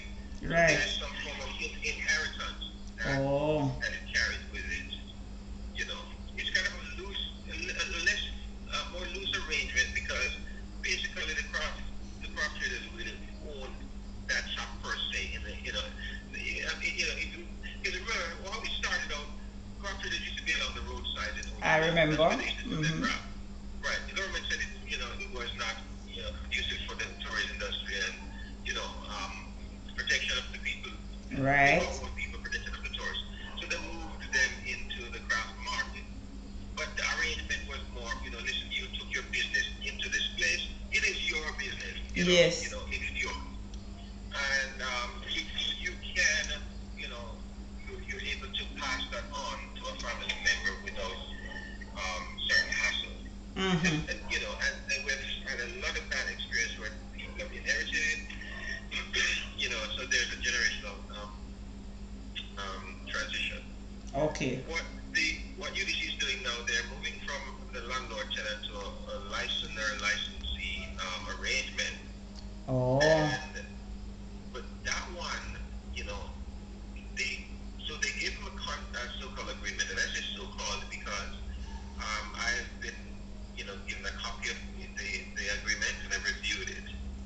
The first problem with it is that it's supposed to be a 3-year contract, which means that they would have a contract with the UDC for 3 years to occupy that shop that their grandparent or parent would have passed on to them. Mm-hmm. And at the end of 3 years, it may or may not be renewed. And once that is not renewed, they lose that space. The UDC can take it and pass it on to anybody they want, or just shut it down. Okay. That's number one. Number two, the contract is supposed to be a 3-year contract. Mm-hmm. A 3-year contract. Of course, the letter that they sent to them is dated January of 2024. January of when? January 2024 is the letter dated. 2024? Yeah, but the contract ends December 31st, 2024. So, But that's a 1-year contract. Yeah, but of course the contract you said started in 2022. I think January 2022 or 2021, somewhere there. So they backdate the contract. So they're basically backdating it. Yes, and of course, yeah. So those are some of the anomalies. Well, that is not even a major anomaly, except that the contract is expired. It's outdated because but that is not even a major thing. The major thing is that there are clauses in it, such and restriction is a very arbitrary and restrictive contract. And again, I'm using the word contract loosely because it is not a contract, because I think there's over 25 to 30 clauses in the contract, and there is not one of them that outlines the responsibility of the UDC to the craft traders. Every single clause is about what the craft traders should or should not do. Their responsibility to UDC. Every single. So it's not a bilateral contract. It's completely unilateral. Another example of the tyranny. We were talking earlier about the tyranny of the JLP. Yeah. Yes. 100% in the favor of the UDC. And things like, they can be given a 7 days notice. That's crazy. To pack up and leave their shops. So 7 days? 7 days. So if they would sign a contract, they can move those in 7 days. If they would sign a contract, they basically are signing away all of But nothing can go so. But nothing can go so. Other restrictions, such as they're not allowed to employ more than one person along with themselves to sell there. So it's them trying to mash up the people in business. Yeah, other restrictions. Because how can you restrict? That sounds like a crazy landlord kind of thing. Because how can you restrict their business model? Because that's what they're doing now. Right. And also, UDC now will stipulate what they can and cannot sell in the craft market. Mr. Salt. The problem with that is the fact that the UDC does not impose. No, before I just go there, these are people who have been TPDCO certified. Right. TPDCO trained and TV certified, meaning they receive a Jamaica Tourist Board license. Right. Of course, with the training, and things like police record has to be up to right. So they go through a grueling process, and some of the things incur fees that they have to pay. And after they would have gone through all of that, then UDC comes now and imposes certain restrictions on them that they don't impose on other people around Jamaica, around tourists who don't have to go through the process of UDC training or certification. In essence, they're saying these craft traders have to have a license to sell Jamaican craft. But if they're already certified, why should they need license on top of that? Well, so what they're saying, so the license, the ID from Jamaica Tourist Board permits them to sell their craft on the pier when the cruise comes in. So if they don't have one of that, they can't enter the pier, which is another atrocity all by itself that will take all of the rest of your program tonight and a couple other programs. Jesus. Trust me. Listen, I've always said it. Even at my house, when I'm at home and just thinking about the tears come to mind, it's hard to speak about what's happening to craft traders without having tears welling up in my eyes. And I don't think I'm a very emotional person. But when you think about what our people, the slavery and the servitude that our people are imposing again, are reimposing upon our own people, it's so like slavery. It is slavery. And Bartlett is the first to post about how Jamaica is, making record historic earnings, $4.4 billion in earnings to Jamaican economy. Well, not even Jamaican economy, $4.4 billion in earnings from tourism last year. Almost 3 million tourists coming to Jamaica last year. Ask me how many of that really translate into earnings for the craft traders in Ochiris or across Jamaica. None. And I dare say it's so minuscule that it's not worth noting. Yeah, but they said when the cruise ships come to the harbor in Ochiris, the craft markets are closed down. So the inbound shops, like the Indians who are here, they've established a business in Jamaica over the years. They've come to Jamaica, and I think there's been an agreement. I'm not sure if it's formal or informal, or unwritten agreement where their specialization is in like jewelry, right. Perfumes, maybe some alcohol. That's what they're supposed to sell. Right. Now what you're having is that Indians have hijacked the craft trade in Jamaica. So when you go to some of the inbound shops, all of them are selling Jamaican crafts. And the tragedy of it is that they're selling crafts made mostly in India. Made in India or China. Made in India or China or Asia. They can mass produce them. They can set up their factories there and produce them. Now they're producing Jamaican crafts and selling it back to Jamaican craft traders for a dime, cents on the dollar. That's crazy. Meaning they're able to. So we don't even protect our own industries. That is correct. And so. Oh my God. I don't think DPD could impose upon the other outskirt people who are selling craft. I don't think they impose the same restrictions and limitations that they do impose upon our people, in the craft markets. So the problem with this thing is, I know what they do. They hold them at ransom.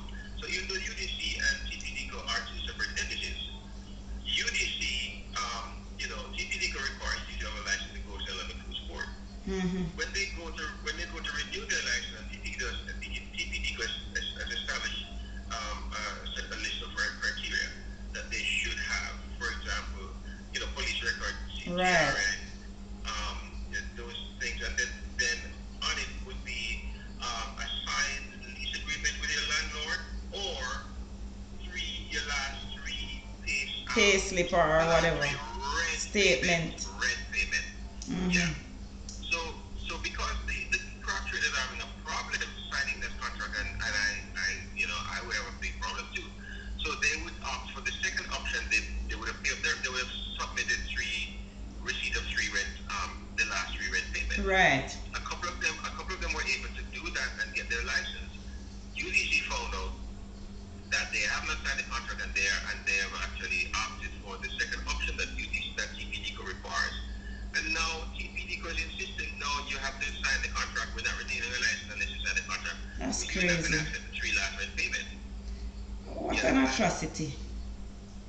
Yeah, so now a number, I would say, and we have cases where individuals have gone to TPDCO with meeting all of the criteria that they've outlined, and TPDCO still refuses to license them because they're no longer accepting rent payment as, even though the form still stipulates. So that is a breach for TPDCO. And how can TPDCO of UDC, it's directing them how to do, to conduct their business with its craft traders. They're two separate entities. So I heard the director of TPDCO saying he's unaware of that. There's no changes in their process. No one has brought to his attention. Well, and they have not changed their rules.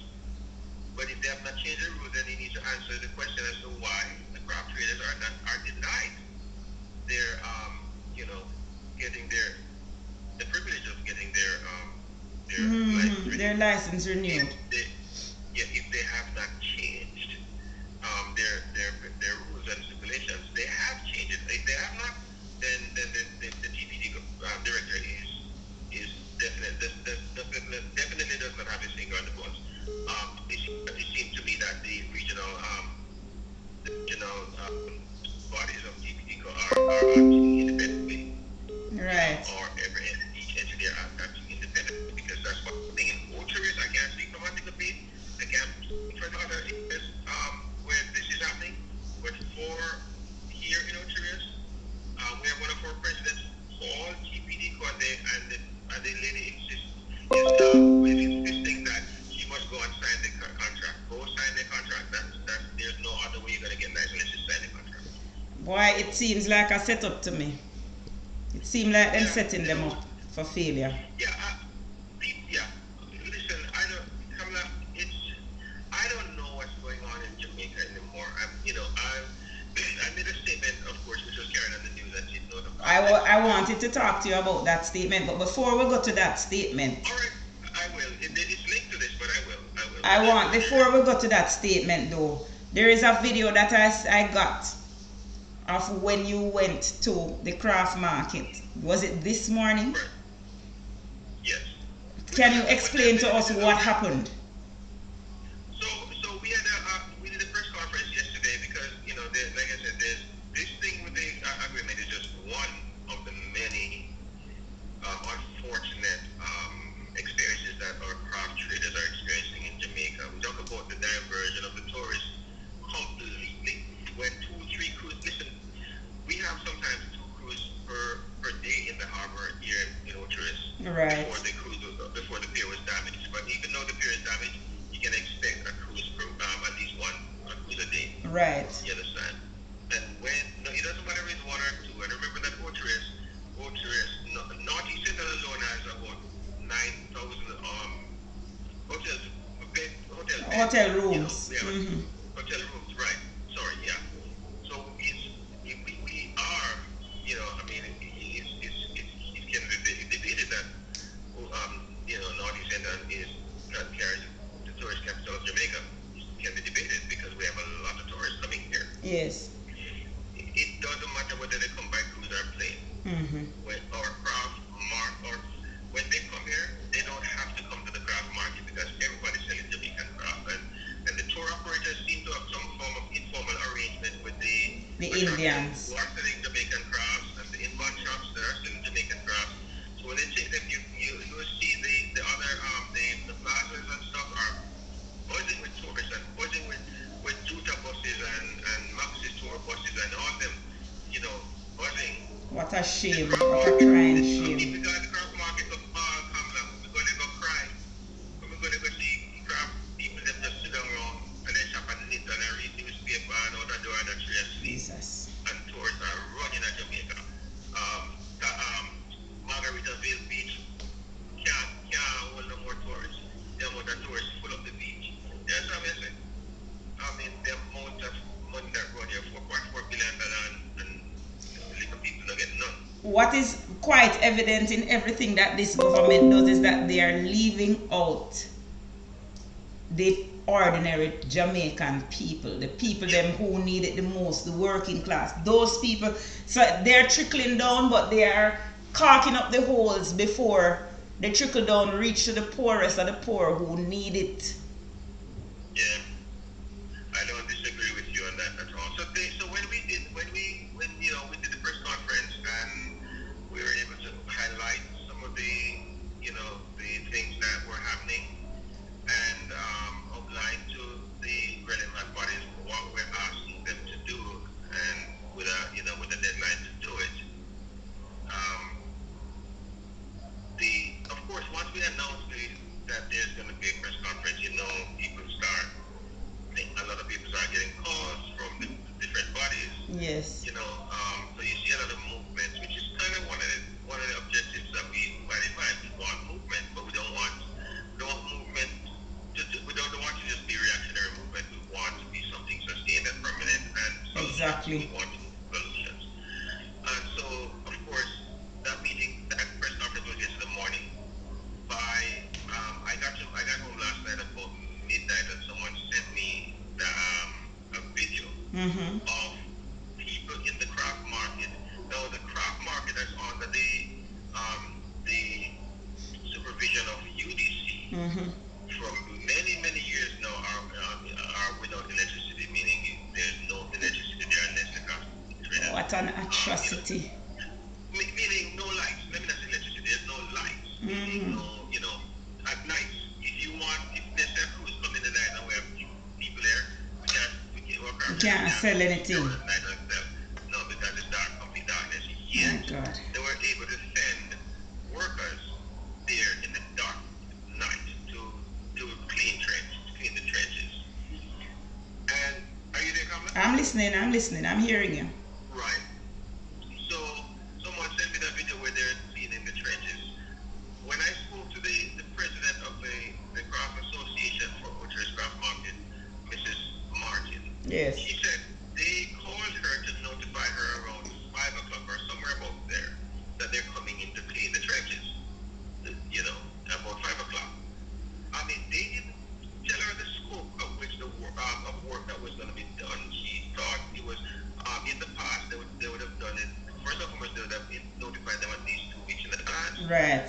They would have instructed them that it's going to be done in a phase-by-phase basis, so they're able to make the necessary preparation. And instructed which crop traders would be affected. Therefore, they can make plans for it. They would bring in materials and stuff like that. They would bring in the proper tools to do it.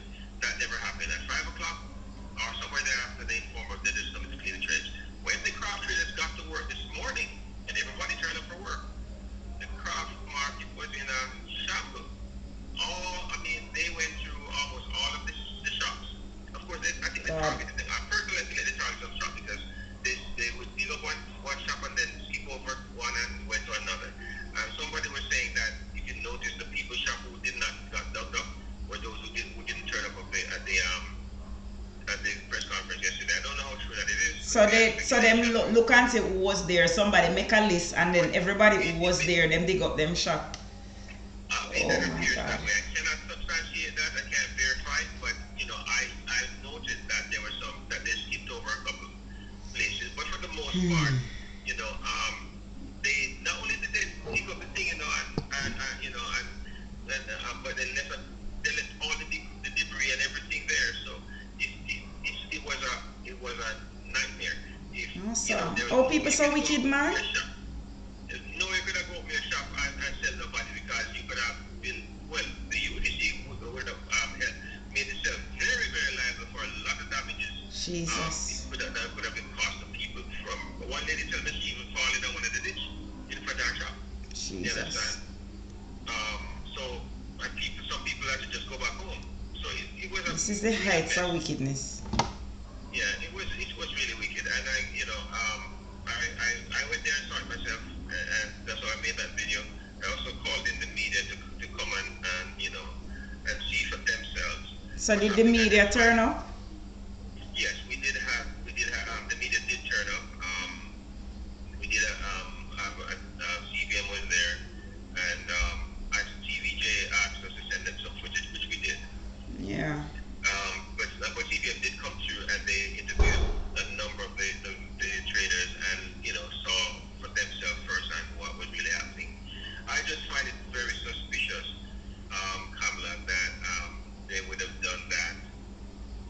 This is wickedness. This is tyranny. The day after the press conference. Yeah, they're victimizing. It's a whole victimization thing, you know. That is what it is. Right. Yeah. And it's not that we don't welcome the cleanup, you know, because it's long overdue. It's just, but them leave the place. Yeah, so they were doing the right thing, but they were not doing anything right. And you know, and the precedence was that they wouldn't give them due proper notice. At least a week in advance, man. You know, so that people can prepare themselves. Oh my God, these people. None of that never happened. So it was a big mayhem over there. Chaos, confusion. At 10 o'clock, 11 o'clock, the car trainers just sit around and just complain and cuss and just vex because they can't do business. I remember saying this place already where the business barely going through. It's already slow, and the 1 and 2 people who come there and... My God. So I wonder, I do not know what's really going on within our country. I don't know what agenda is being pushed, but it's not a Jamaica for Jamaicans. No, it's not. It's not. Yes, sir. It's for one set of people to benefit and one set alone. And I'm glad that you brought that up, because you made some very controversial but true statement. I support your statements 100%. This is what I've been saying now for many, many years. So let us just talk about what brought you to attention a few days ago. Right.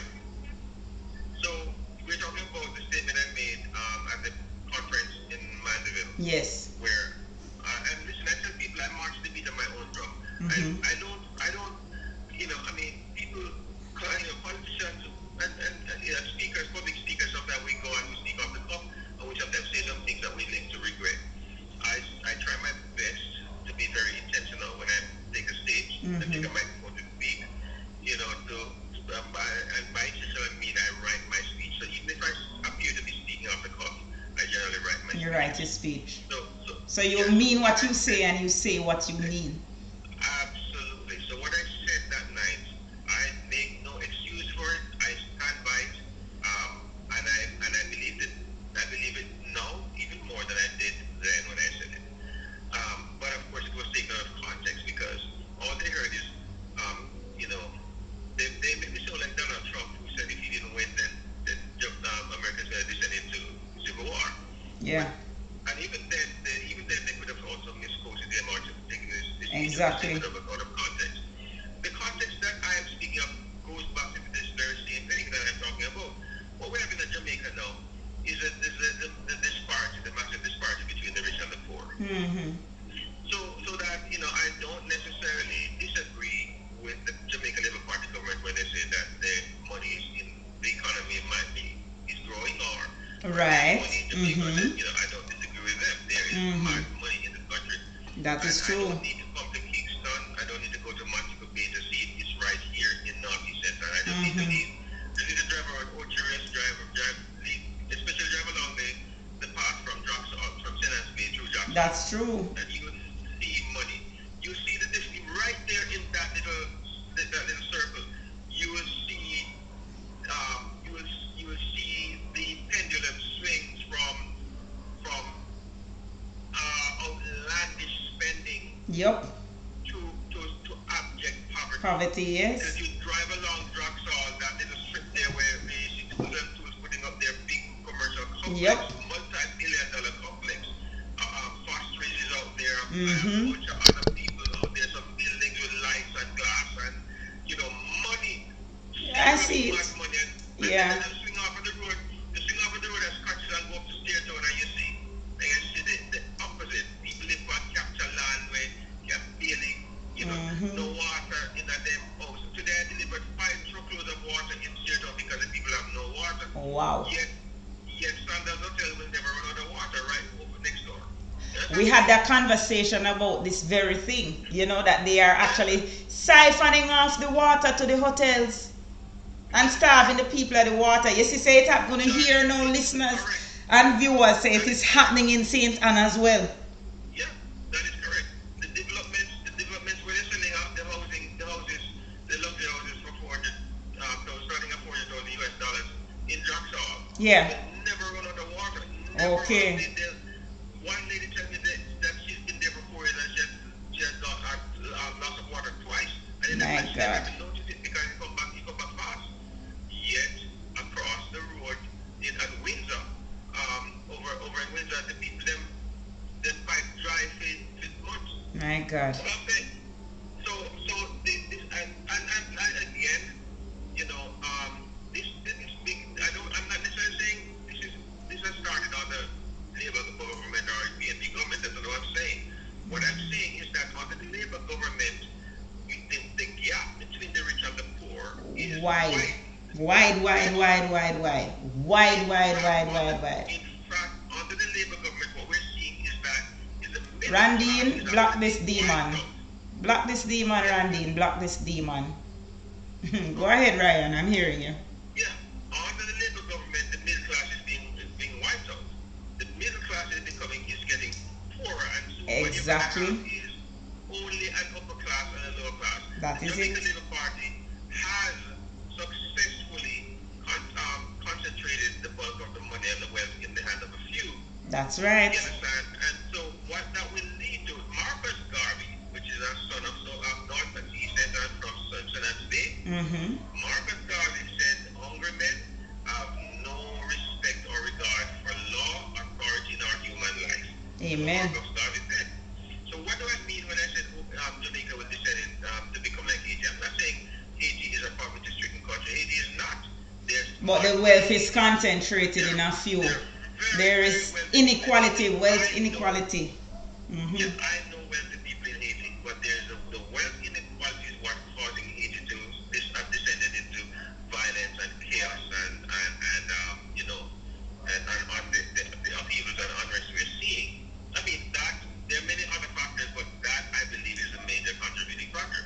And I'm saying if the People's National Party does not get into government to stem this widening gap between the rich and the poor, yes, then hungry. Daniel Stevens said it's a strange thing to know, so you're not really secure when the problem of the poor come kick on your door. that is right. Yeah, Amen. Preach it. Hungry men will have no regard for the law, and that's what's happening right now. Yes, sir. When people hungry, you make a restaurant doing one thing, yeah, he will not be able to come up with a good. We will end up with a barbecue. We're going to end up with a barbecue with somebody who is going to organize the criminals and turn this place upside down if we don't deal with it immediately. And you cannot deal with it by ignoring the plight of the marginalized. That is correct. And why I believe the PNP is the government that will do that, because the PNP is the government that is built on wealth equity. That is it. The equitable distribution.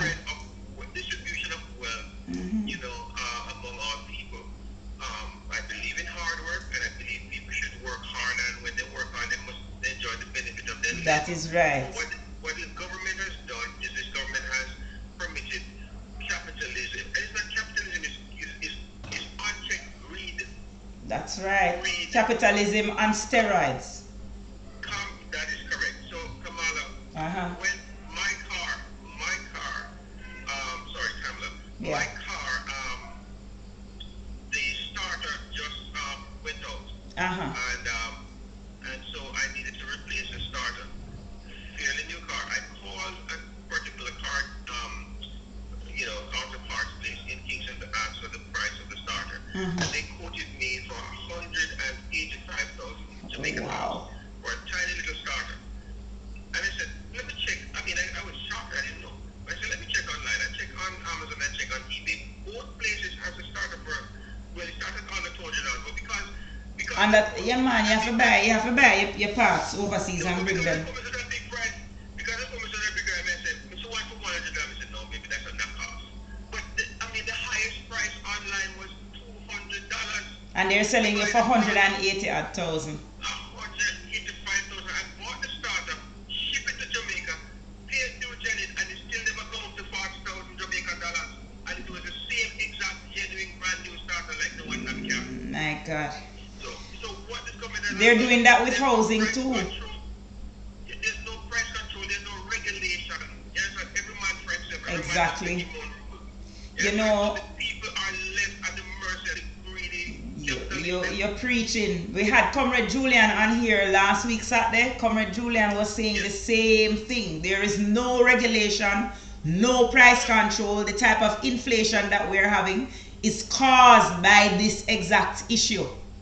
Correct. But understand why there's no regulation or price control. Because when you have government officials who are also, they're not only, the regulator are also chief players Exactly. in some of these things. Exactly. So which is what the Jamaica Labour Party has done. They themselves are, I mean, when you have a member of parliament who's a major developer, Yup. how is that member of parliament going to now champion the cause for housing regulation, price control? Turkey is not vote for Thanksgiving. But they do, but let me tell you something. You know, we were having this conversation with these houses, these container homes that they said they want to give to poor people. They want to sell them for $6.5 million to poor people. Container, you know. Ryan, I went on Amazon, I went on, Alibaba, and showed the people them. And Alibaba quotes in Jamaican dollars. None of them were more than $200,000, $300,000 for the same exact container homes. $200,000 to $300,000 Jamaican dollars, and these people want to offer these houses to NHT contributors, low income housing, them calling it, for $6.5 million. I may call it low income. Yeah.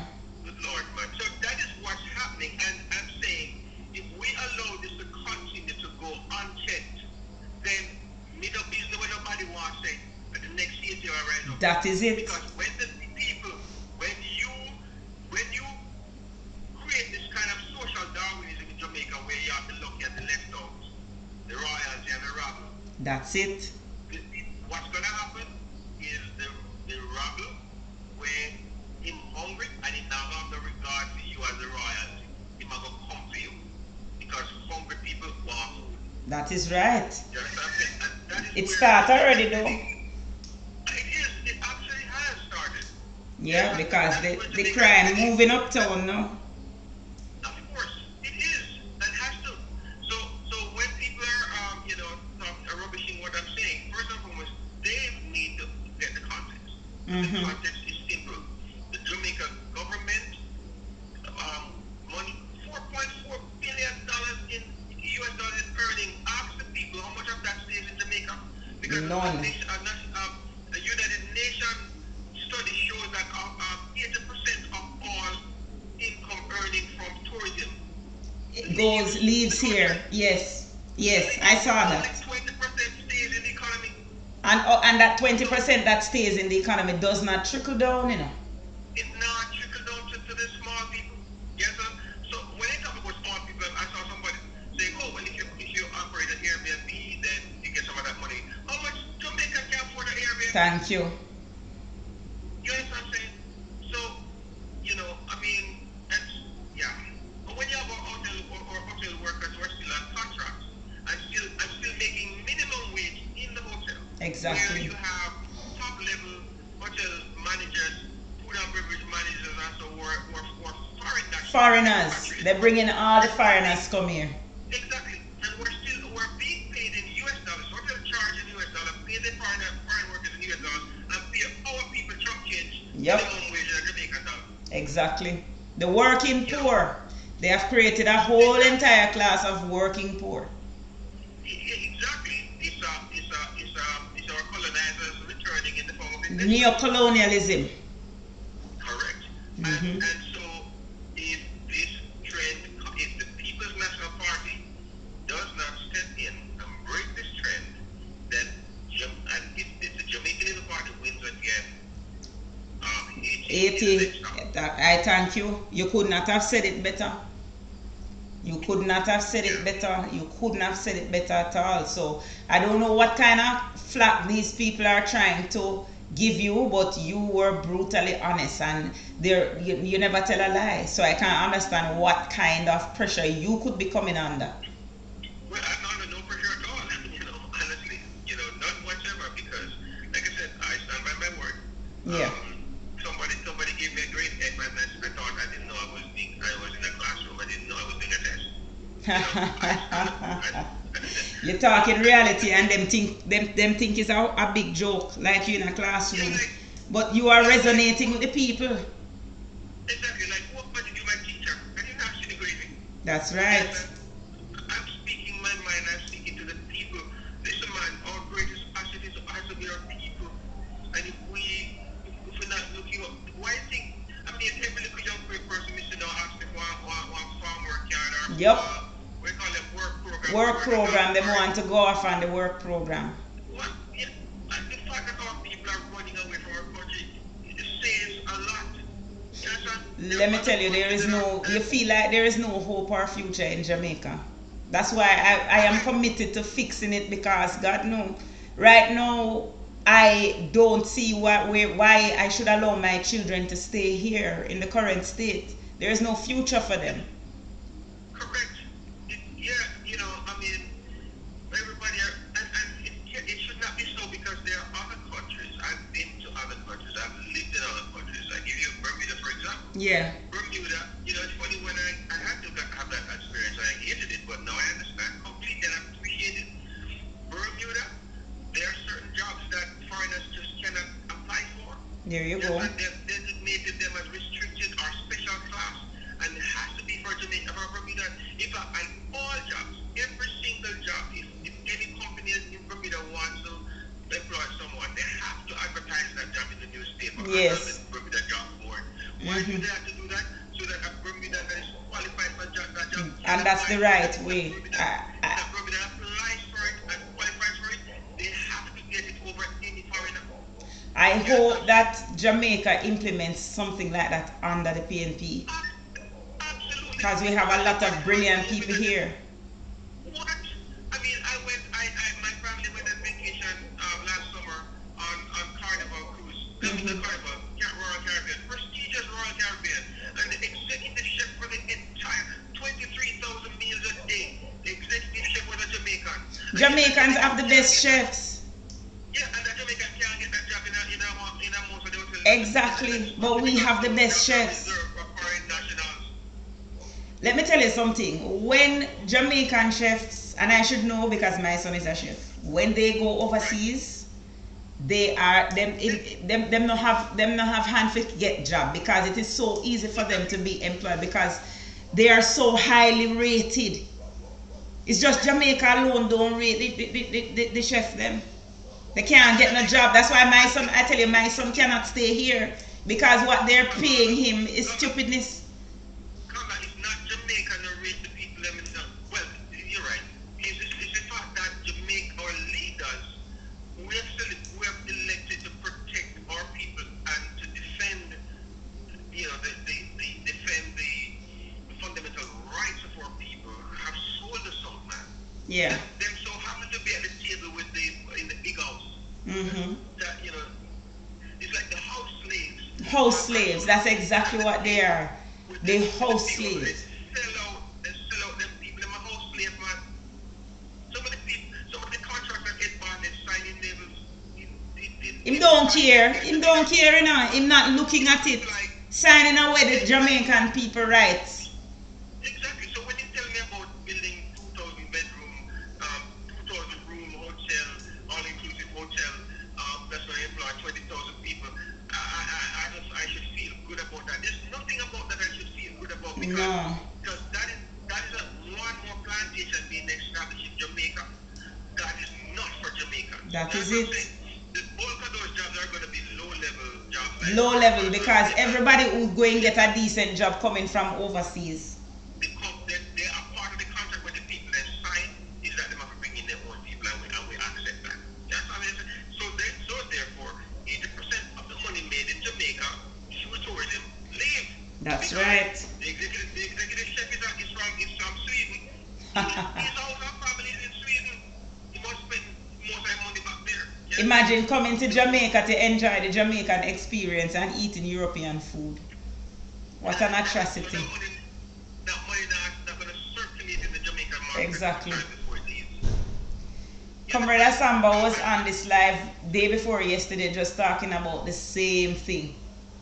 The same exact thing. She was talking about even the entertainers in the hotel now. They're importing the entertainers. So imagine you come to Jamaica now for a Jamaican experience and you're seeing foreigners dancing. And these people don't realize that something is fundamentally wrong with this. You come to Jamaica to taste jerk chicken and oxtail. Exactly. I wanted to find out say the executive chef or the food and beverage manager is from don't even know how to cook, and their version of this jerk. English. Yes. English and French and from all over. And can't cook with food. Yeah, who know if we bake like Jamaican food and total. Thank you. I'm going to hotel where the pastry chef is from the Dominican Republic and his entire family has been expatriated to Jamaica. Imagine that. Yes, I'm saying housing and healthcare and you name it, they get all. And them treat Jamaican people like nothing. And you're going to tell me that Jamaica is not on a trajectory to becoming the next Haiti. How do you justify? You know what I'm saying?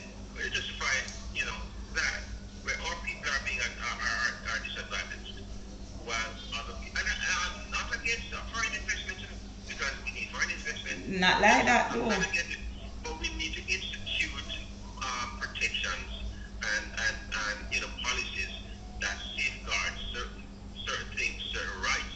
I mean, let's not even go to the whole thing about beach access. You bring up something that is a serious topic for me, beach access. Yeah. I want to put up one new all-inclusive hotel. I want to go for one at the beach there. So one more. And this is one commitment that I want the PNP to see through. Jamaicans have to have access to all beaches, no matter what. You know what the percentage now of Jamaica's coastline that is accessible to Jamaicans? What is it? Less than 1%. Wow. So Jamaicans. Less than 1% of Jamaica's beautiful beaches are accessible to Jamaican people. Jesus. Pretty soon it will be nothing at all. Yeah.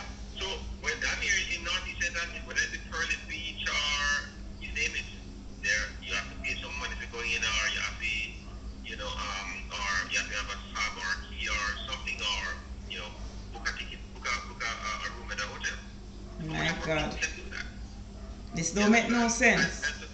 So when he's going to tell me we're putting up another beautiful hotel, that means one less beach, one more beach gone for Jamaican people. Having visited several Caribbean territories, the model that these Caribbean territories use is that no matter which hotel goes up, there has to be a pathway to the beach. And the locals have to have access to the beach. So between every hotel you have a pathway that leads directly to the beach. So they have to construct the hotel wall and leave a pathway by law. Right. You understand? That's how I see it in most Caribbean territories that I've visited. Let's face it, it's not very simple fixing this problem because, a lot of our people too are aggressive and, most of them want to go up on the beach to terrorize the tourists and stuff like that. But, so it's going to require some form of negotiation and dialogue with the hoteliers and stuff like that.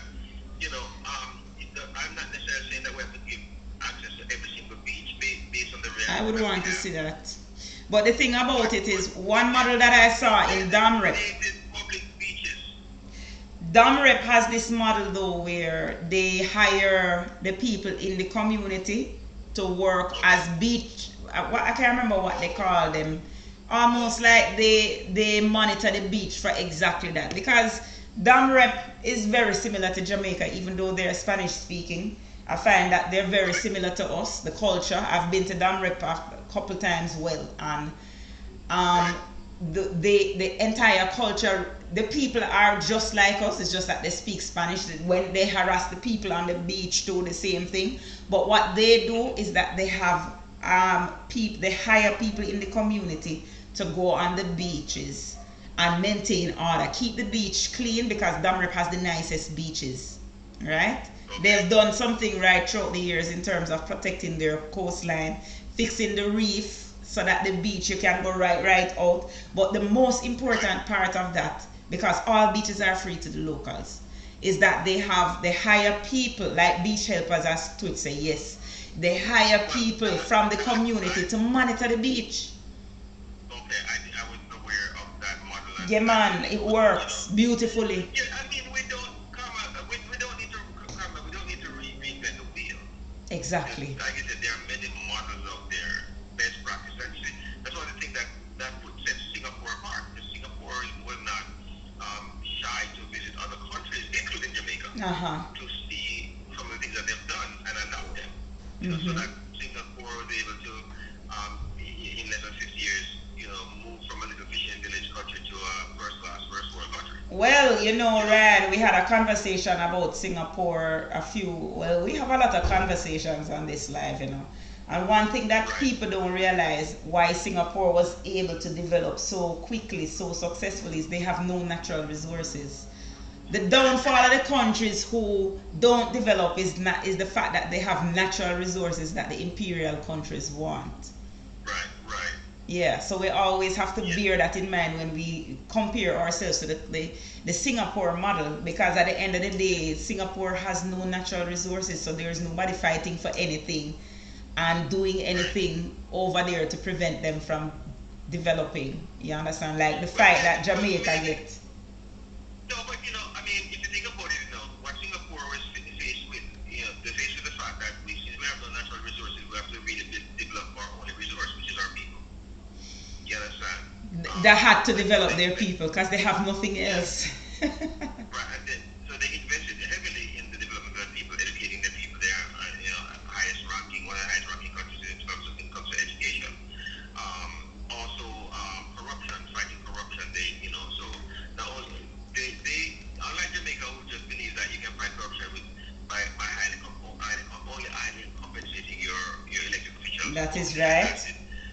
Singapore believes in highly compensating their public officials, but equally imposing significant sanctions for those who are found, for those corrupt officials, and swift, punishment. So, but I'm just saying, Jamaica perhaps could model, what should I say, adopt in principle, the fact that Singapore saw its people as its greatest asset, yeah. And invested in them substantially. You understand? To the contrary, that's not what Jamaica is doing right now. No, we are basically trying to, what we're trying to do is basically get rid of our people, as far as I'm concerned, because they're not educating them, right? And it's like they're encouraging them to leave, or I don't know. I mean, look at everything that is happening now, even with the birth rate. I mean, we're not taking care of the people. The hospitals are in a terrible state. So when they go to the hospital, more than chances are them probably end up not coming out alive. We're not taking care of the people, as you say. You understand? So probably they don't want us here. Yes. So, so that I'm saying, I use Singapore for say what you just raised to me in terms of the beach solution to the public beach access. We don't have to sit here and twiddle our thumb and wonder what can we do. We can go look to some of these countries that are doing it. Yeah. And we can adopt it to the Jamaican context. Yeah, but we have to. I mean, our people, most of our people can't even go foreign because they don't have a visa or a passport. So how can they not enjoy the resources of their own country? I'm telling you. Yes, I mean. It is depressing. My God, man. That's why,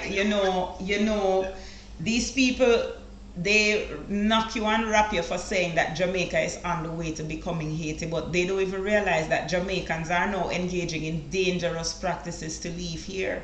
Just like the Haitians. You understand? 10 years ago, I never see people crossing border. Jamaicans. We never see that Jamaicans, we never see Jamaica. It's the weirdest thing. Yeah, then we run off, but we never know of them. Thank you.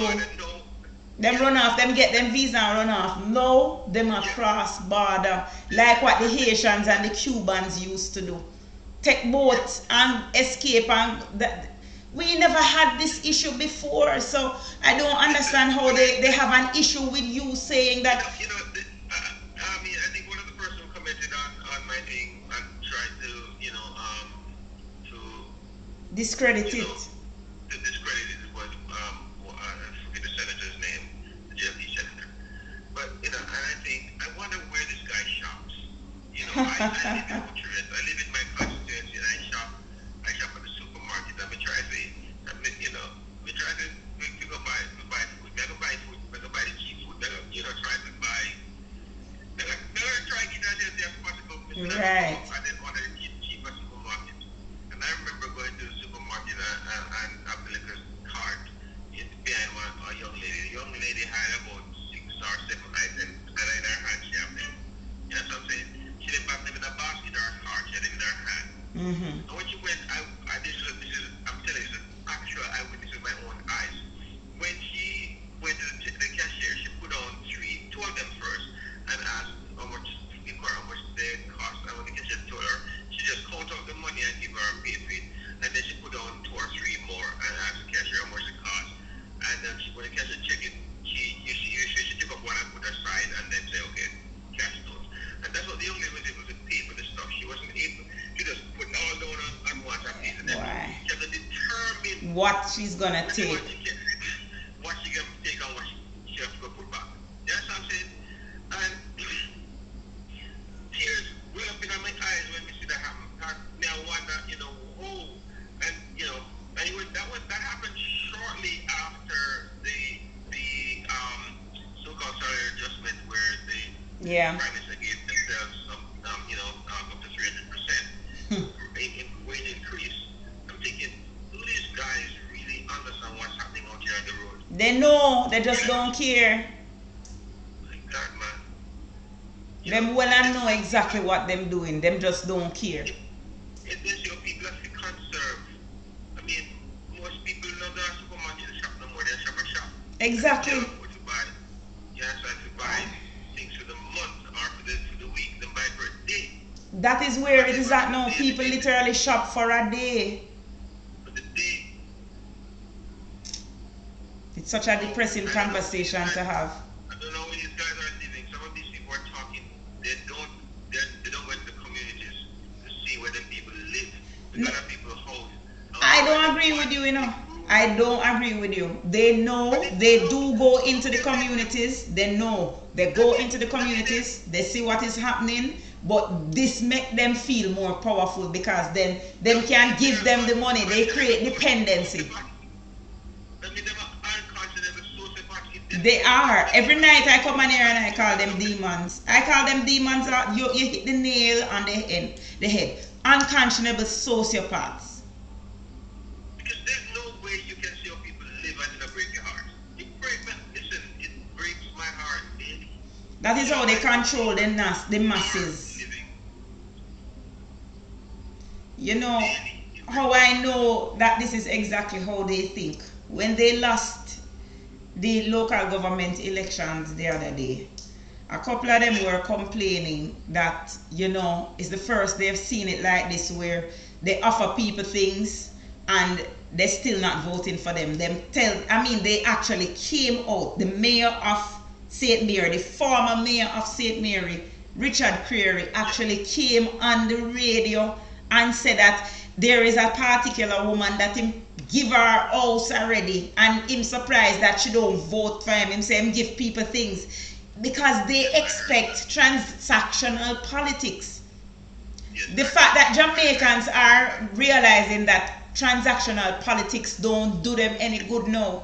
The labor rights have an issue with this, because this is the only model they know, where they can control people through what them can give them. That's Bustamante start this. You understand? Yes. Yeah. Correct. That is correct. Yeah, man. Boy, it's a pleasure talking to you now. We're going up to 10 o'clock. I know before we finish, I want you to just give me just a few words on what's happening in the constituency. I know you're doing some serious work down there. We'll see you. You understand? You're standing with the people. So how is it now in Northeastern St. Anne? It's no, I can tell you Northeastern St. Anne has come alive. I think, in the past 2 years, we've been able to move Northeast St. Anne from the column of the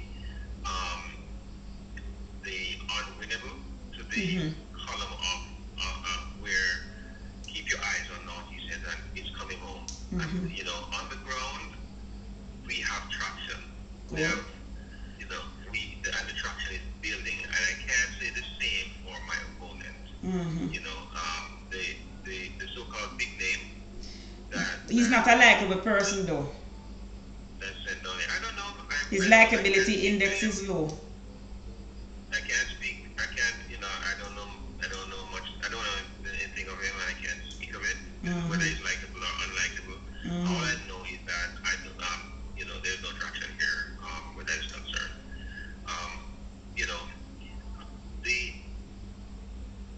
I find that the reception from day one has been amazing, and the build up, we did not win back. We didn't win any of our seats in the local government elections, but I can tell you our base came out and voted, and we outperformed the 2020 general elections. Very good. Really? So more comrades voted? In the local government election than they did in the 2020 general election. Wow, that's very good. And we outperformed every single division outperformed themselves over the 2020 election. And we also outperformed the 2016 local government election. Very good. So we did better. So this means so that for the next general election, it should be easier. Because more people always come out. Exactly. And the Labour Party did not outperform neither the local government election of 2016 nor the general election of 2020. So, we are being very strategic. We're making headways. Somebody asking you to come and have a look at the gullies in Steertown. In Steertown? Yeah, okay. The gullies in Steertown. I spent most of my day today in Steertown. So pity I think we didn't have this conversation before, so I would have gone over there. Yeah, in fact, actually I'm actually parked along the roadside in Steertown right now. If it's too late to go look at the gully them now, sir, so don't bother go. Of course, man, definitely too late, but I'll go back there, man. Yeah. So man, so we're covering grounds, we're making headways. I can tell you, please keep your eyes on Northeast St. Anne. I already am keeping my eyes on it. National Party. Yeah, you can count us in as one of the seats that the People's National Party will be winning in the next general elections. Definitely. And I'm telling you, I know I'm going to win, and they know that I'm going to win. Yeah. And they know that I'm going to win to the extent that they're so scared that they're trying. It is my understanding they're doing everything they can to force a by-election, as if to say they can save themselves through a by-election. Oh, I see. Yeah. They want her to step down. That is what I'm hearing. That's what I'm getting. So that they can push all the... So they're trying to push all the resources there to get him in. Right. Oh, my. Let them come with the by-election, I'm still winning.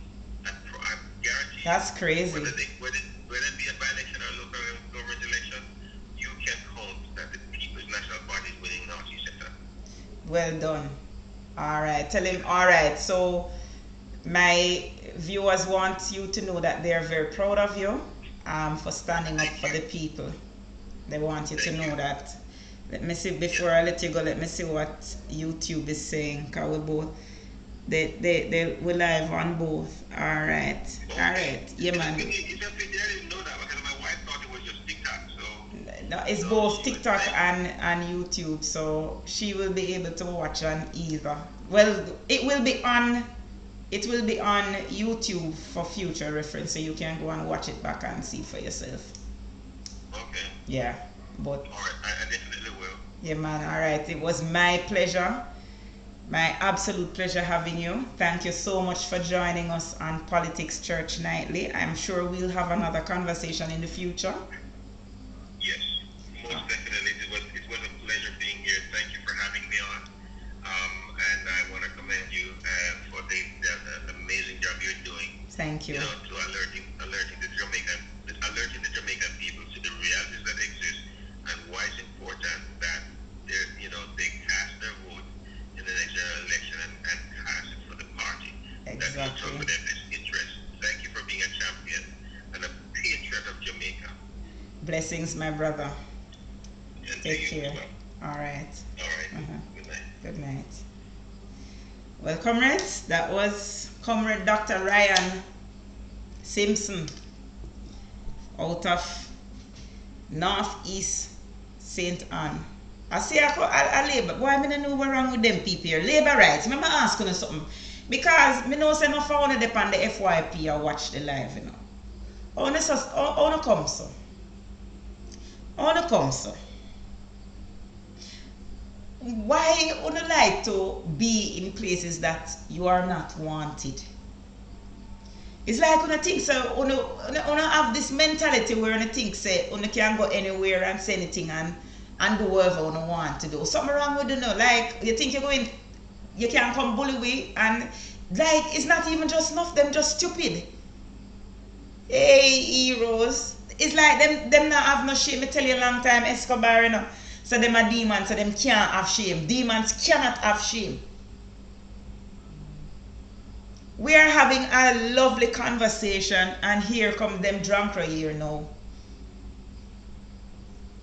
Like anybody invite them. Me, I keep on saying it over and over. I cannot see myself stooping. I cannot see myself stooping to the level of coming on a labor right platform. But may I argue with labor right? That don't make no sense. That don't make no sense, you know. Well, why would I go on a labor right platform to argue with labor right? No, so that's a foolishness. So me can't understand, you know. Anyway, comrades, just to say, give you some history of Northeast St. Ann. Remember, you know, so before Shaini, what's her name? The one where Kiki Bucket, Shaini, before she had that seat, you know, it was in the column of the People's National Party, right? So don't feel say it's a seat where we can't win. I don't want to feel say it's a seat where we can't win, right? The current MP, Marsha Smith, Ernest Smith, daughter, has not done very well down there. And they are in, the people basically feel say the seat is gonna go to the PNP if them don't do something. If they don't do something drastic. That is why them bring in Mr. Waterman short stuff. The short stuff. Them bring in the short stuff now. Thank you for the gift. Thank you. I don't even thank you for the gift them. But them sending Mr. Short stuff now to try and rescue the seat. That's why I'm saying, I don't want to for a minute think that Dr. Simpson cannot win the seat. It's exactly Peter. The comrades are simply not organized or awake. But since he has been there, he has been doing a lot of work. He has been organizing. He just needs to sit down there and just do the work. Because he's a very likable fellow. He's a very likable fellow. You understand? Having met him a couple times, well, I can tell you that he's doing some good work, and he's very outspoken and very passionate. It might be what you're saying. May I try read? Last night I was scrolling and hearing them at this of Andre. It was distasteful. Which Andre? Oh, you mean it might be Andre. Listen, let me tell you something. Them can't touch Andre Stevens. Listen, they try to tear down whoever they can't control. So them come, them sit down upon me, them start upon Dre, them start upon Andre, anybody. And let me tell you something to comrades. Them have this thing where them want to, them try to take down we live. Because the bottom line is if they can't, they are not winning us on the information war. We're beating them. We're doing this thing better than them. And so as a result of them, they try everything to get we down, to get we out. Them try everything to get we out. So we have to stand up for our own. We have to. Good night. user, I don't know what your name is, but no man, them try everything to intimidate us. And as you know, Dr. Simpson hit some serious points in our comrades. A lot of suffering is happening in this country. People don't even understand how much suffering is happening. Yes, Mrs. Escobar, me need to put you for help, Randine, you know. Trust me, me need to put you for help, Randine. Let me see if me can do it. Because me know say Randine quick on the draw, you know, may I watch you, you know, Randine, may I watch you as one come, you know, you just let loose, you know. May I notice, man, may I notice. Well done, sister, well done. But I want to give you some help, because I know say sometimes you alone can't, alright.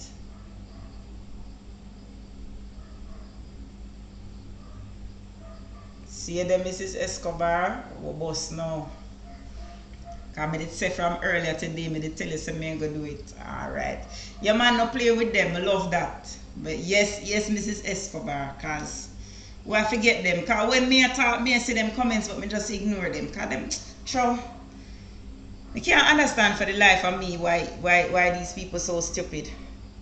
Anyway, I could open up the box now. I'm not going no later than 10:30. So I could open up the box little. So I'm going to come in now. Come in. But this here drunk crow, this is another drunk crow. Where they on the live sit down named Andrew Lyons. Him is a big dirty labor right, you know, a real demon, you know. And I open up now to see whoever want to come in and send in the invitation, and I see this man sit down. Why I want to block Andrew Lyons? Because that man is a demon from the pit of hell. And him dunce on top of it. Dunce bad. A real troll. All over this man follow.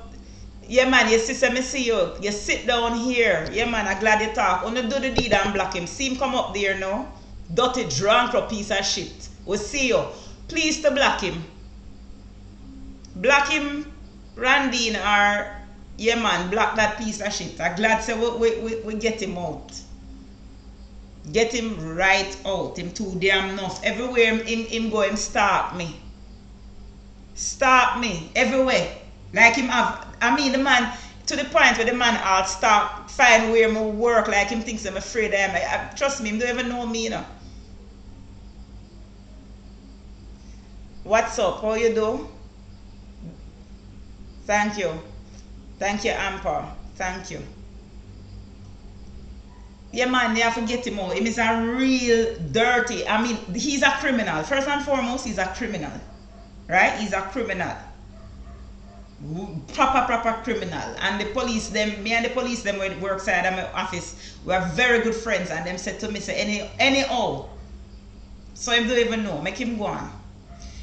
And them listen last night about the address for the march and go organize for infidel. Let me tell you something. No, him can't. Sandra, listen to me. Let me tell you something. He's an idiot. Because him don't know what hot water him getting himself into. Him don't know what hot water him getting himself into. It's not everybody you can. Don't know who for frying. Just leave it right there. Exactly, Randine. Him sit down. Is when me open up now to see who answer that I can invite. Me see him name pop up. So him sit down and don't say nothing. Him just watch. You see how them stay? You see how them, me say them people here? I set a drunk crow. I tell you all the time, say, late for hours, because look how long we live now. It's long time we live, you know. And the idiot sit down. We live from 7:30, and it's almost 3 hours now. 15 minutes shy of 3 hours. He has been sitting there. Now you tell me if that is not obsessive. You tell me if that is not obsessive. No, sir. I don't want them. Make up my mind, say I don't want them on here. Mute and block, because trust me, Bare foolishness them go on with. Anyway, as I said, I open the box. Anybody who want come up, come up. Join us, make we talk. Not for long, 15 minutes worth of talking. No man, but you wonder how them have so much time. Listen to me. You see, I've been blogging for the PNP for a very long time. And it's only in around 2010, I realized how nasty and disgusting these demons are. I see a lot of people come into my inbox and say, oh, they're Jamaicans, don't call them demon. No, them a demon. Them a demon. They are demons. If you didn't know the type of people you're dealing with, you wouldn't say nothing when I call them demon. It's like you don't understand the things that they do. The things where them do. How dirty these people are. If you didn't know, trust me.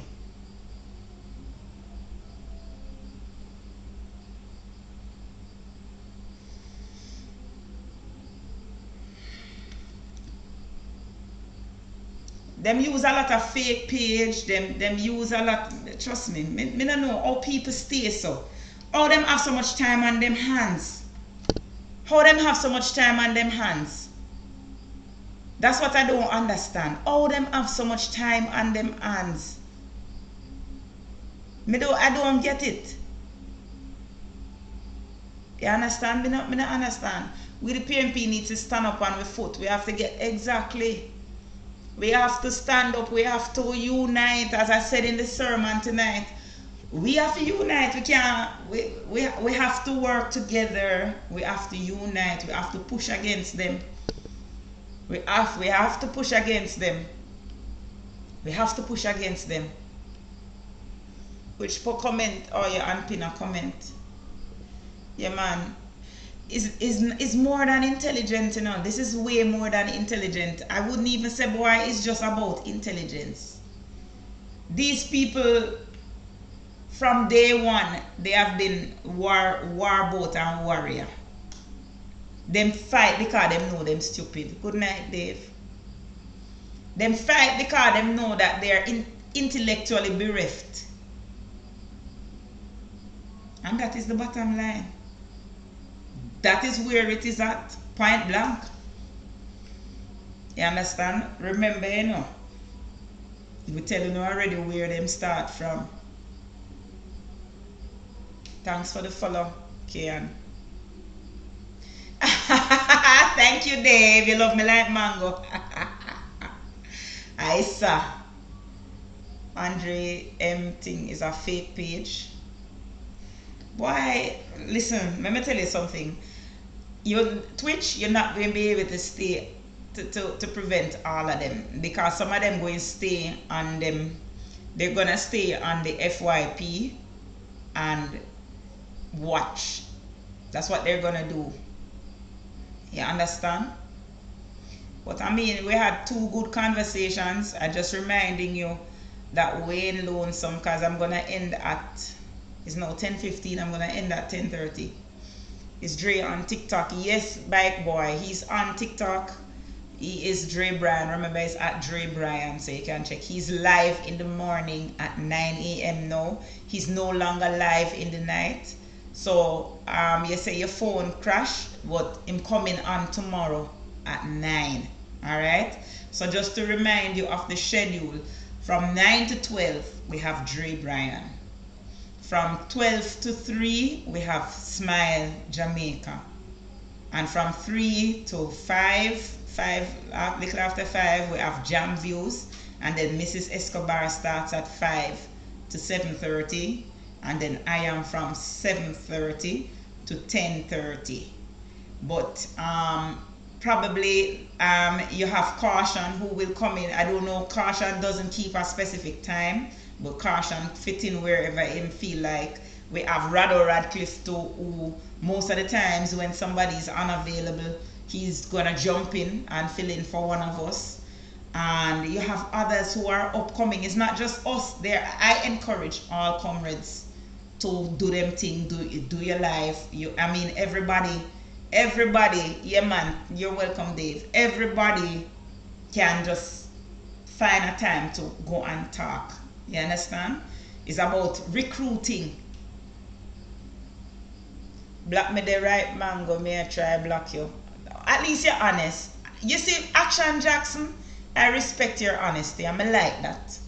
Randine, do the man the honors. Him say I try block me. Do the honors. Because the man asked to be blocked. Yeah, man. Me respect that. Them know what them is. Them know what me is. So just we can stay out of each other way. We don't have to be. Thank you, Doreen. Thank you.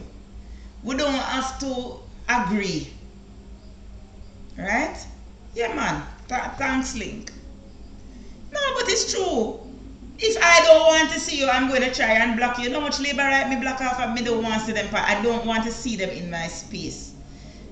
Benji Comics, well, we had 2 topics tonight, really. We spoke to Wayne Lonesome about the Diaspora protests, and we also spoke to Dr. Ryan Simpson, Comrade Dr. Ryan Simpson, about the plight of the, about the plight of the craft vendors in the Ocherios craft market. So we had a double header. We had a nice long night with some serious conversation. I know the viewers enjoyed all the conversation because they were really 2 good interviews. And you know, if you want to see them, they're on my YouTube because I am live simultaneously on YouTube. Yes, we did that. I also wanted to tell the YouTube viewers to say we live from 7:30 to 10:30 every night, and we're there. So for those of you who don't get to catch the live for one reason or other, just slide over to YouTube. Just slide over to the YouTube, Kamla the Right Mango on YouTube, and you can catch the whole thing, the whole show. But for TikTok, what I'm gonna start doing is clipping out the interviews and posting them up. Right? I can clip out the interview them and post them up so people can just watch them. Because the interviews are really good. But tomorrow we're gonna have Comrade Jesse James Clark, who is the deputy spokesperson on health. We were supposed to have Comrade Alfred Dawes, but he will be unavoidably absent. He can't. So his deputy, that is Jesse James Clark, will be on in his stead. You know, a lot of things happening in health, so we need to talk about that. And I promise you, say I will get Dr. Roger Hunter Fowler, the neurosurgeon, who was perhaps Jamaica's foremost authority against the vaccine, who himself has had to decompress a lot of brains because of the side effects, right? Remove a lot of blood clots from a lot of brains because of the side effects. As a neurosurgeon, we will also have a conversation with him. So tomorrow is going to be a very, very exciting night. So I don't want to miss the program tomorrow either, right? So I want to make sure, so I want to put it in practice. I truly believe some of them can be converted. That is the thing, you know, but let me tell you something.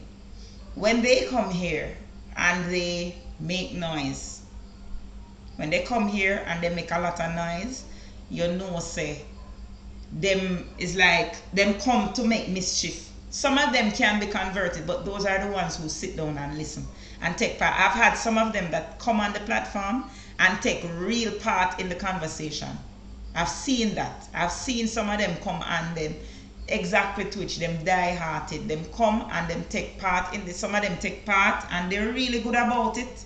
Nothing, no trouble. But then you have the rest of them, Baba, real drunk crow. So when I say, me take my money now and buy the Bluetooth box now, and the Bluetooth box now work on the phone call them, and then the phone call them, I want the Bluetooth box work on it now. Me can't win.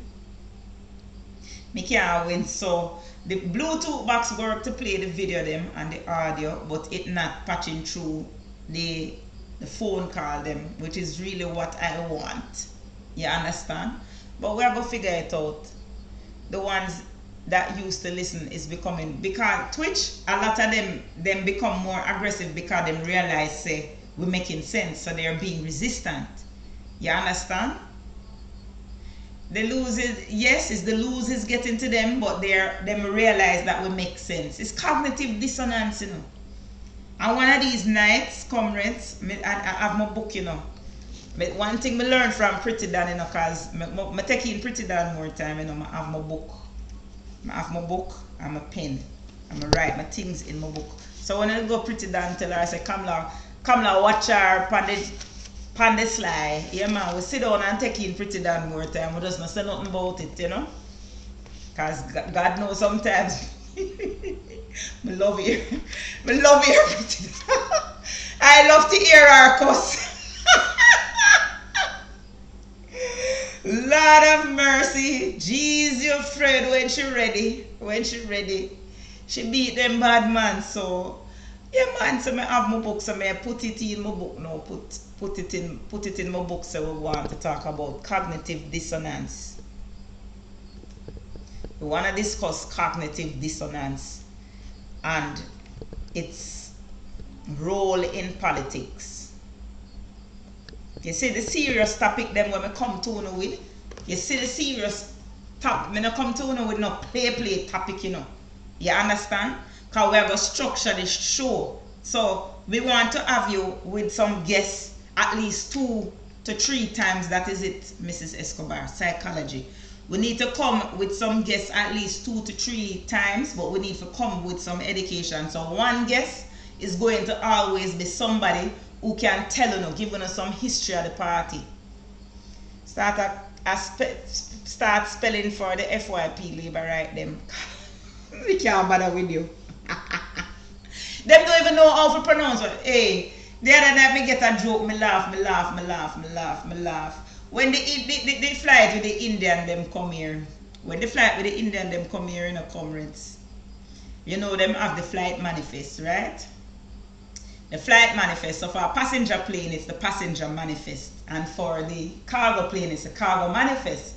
So with this one now, is the passenger manifest. The idiot them when they hear about the manifest, the people them think says manifesto. Jesus Christ. I can't understand how one set of people can fool so. The people them think say is manifesto. The people them never have they literally thought it was a manifesto. As in, you know, manifesto where your mission, yes, they call it manifesto, yes, because that's what they think it is. It's like all of the dunce people them group together and go into JLP. Me serious. Come with me here. I was like, shit. Like seriously, there is not one person who can say, okay, labor rights, this is not what it is. Not one person to correct. It's like all of the dunce people them come together. And me now, but listen, I will not for 1 minute say that PNP don't have dunce people. But we correct each other. We literally correct each other and educate each other. Me not gonna say me know everything. I will never say there is nothing I can learn. But I cannot learn. But we focus on educating each other. Them rotting in them ignorance. I've never seen anything like that. So you mean to tell me all of them on this live or whatever? Because it's a video somebody take and have it as most of them must see the video, man. They must circulate the video. You mean to tell me say not one person could have correct them and say it's not manifesto, it's manifest? No man, but all the one when me tell you what them put now as what they put him as now deputy mayor for Morant Bay. The one named McLeod, where me tell you say him is the chairman for Princess Margaret Hospital and make what she go pass on. You be so dunce. Them is like, me no know, them different. Them is like licking your head on the wall. No sir, people can't so fool. People can't so fool though. Fool. And when PNP slow them silent and listen first. Exactly, Mrs. Escobar. Them listen for, but you see the thing is we focus so much on education that even if somebody is not educated in the PNP, them have knowledge. Them people here, them both dunce and them stupid. Them dunce and them stupid. Because you have a lot of people who are not formally educated but have sense, you know. Them know, them dunce and stupid. Like it's the weirdest thing. Them dunce and stupid. Like, boy, the struggle is real. Everything just against her. Randy, you probably weren't on the live earlier. when I said it, but we are hearing some controversy coming out of the St. Thomas municipality today, where they're saying that Washi didn't have to pass because the ambulance, he was supposed to get an ambulance to go to Kingston for treatment, and no ambulance. The 2 ambulances at the hospital were unavailable to him for 2 days. And his private vehicle had to take him to Kingston to get the treatment that he need to survive. And yeah, it was actually on the 5 o'clock news. And these drunk crew are making a lot of excuses for it. Like the man don't already pass. I think it's deliberate. I'm sorry, but I think these people did it deliberately. I told them that the plane brought the campaign funds but forgot the manifest. You just as bad enough. You know, Hugh Richards, you're part of the problem. Because you've gone over there, go hurt up your people them head.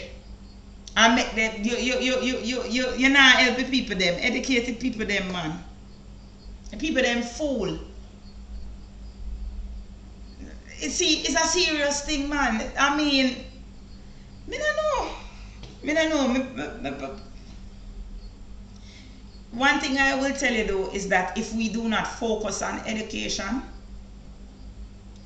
we can't dark. There is one debate that I see happening all over the place, which is about the correlation between music and violent behavior.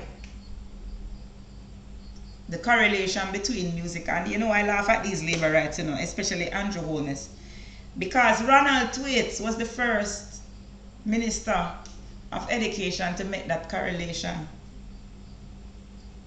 He did it in 2015. And Andrew Holness and his band of merry labor rights came out and stated that nothing don't go so, nothing can go so. Jalix, who is Jalix? Who is Jalix? Somebody want to come up? Alright, Twitch. Hey Twitch, me now stay with you all night, you know. Because I can't understand why you wait until the last minute for come in. Hi Twitch. What one? Twitch? Me now hear you, you know. You hear me now? Yeah, much better. Don't bring up Charlie. I just want to know who come in. I don't know him. You understand? Them say him depend here, but if you don't see him, you just flush him out there. If you see me, just flush him out. That is all. I don't have no time for argue with them. Jalix is PNP. Bring him out. Huh? Somebody saying him is PNP.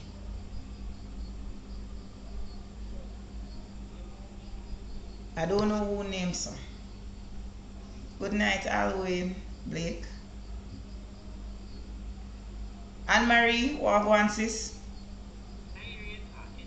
No man, go ahead, Twitch, may I listen to you. That's I hear you talking, but I didn't want to disturb. I wanted you to tell me, I'm not hearing it clearly, but I wanted you to tell me how it was, because yes, better, much better.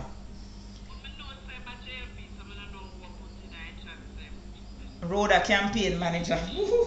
Lord God. Talk to me about the protest today. You attended the protest, right? Yeah, right there early. How was it? Oh, it was awesome. Awesome. It was a breath of fresh air to Jamaica. Out for Jamaica. I'm very proud of you for attending. Very, very proud of you. It's just a pity. Yeah, man, I'm hearing you. I'm hearing you. Yeah. So, this could have been dumbed down if I was able to go live. And the reason why I didn't set up a live for myself is because I thought I was gonna be able to do the live with Dre. Okay. But I guess he had his own programs and stuff. So by the time he opened his box, and then every time I tried to get to you guys, Yes, yes, yes, I understand. My phone was run down at the time of rain, so I had to say whatever I had to get my pictures and my videos and stuff. So I saw that go. But next time I'm gonna arrange my own live. Yeah, man, next time you go live, because especially with something like that so important, maybe you should have gone live. Bluetooth mode. Listen, the discipline with me is I didn't want to interact with our schedule. So remember, after Dre, I know. Smile. But the thing is, you can patch in, because if I were on in the day, what I would do is open my box for you. You understand? So that you could share. I'm gonna try, and because the volume is low, what I'm gonna try to do, Twitch, I'm gonna try and What volume is low? no, because I want the people on YouTube to hear you. What I want to do. Let me take off my head. I want the people on YouTube to hear you. So what I want to do is put on the Alright, take out the Bluetooth. much better, much better. That was my Bluetooth. That's my Bluetooth. Yeah, man, the Bluetooth now work out with you on the live at all. It works when you guys are on, and I could just listen while lying down or work. Okay, but once you're in and you talk, yeah, cause it's much better now. So it's not a boss or anything like that. Somebody saying, hold on a second. Yes, Spectra is saying that you're well low on YouTube. Give me a minute, Twitch. Let me try, and I don't want the people on YouTube to miss out. Hold on a minute. Don't move. I'm trying to get you on the Bluetooth device. Hold on. Yeah. Let me see now.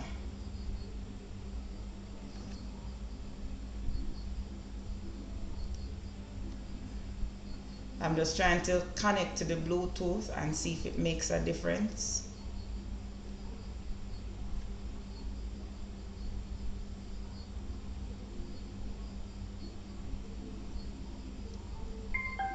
All right.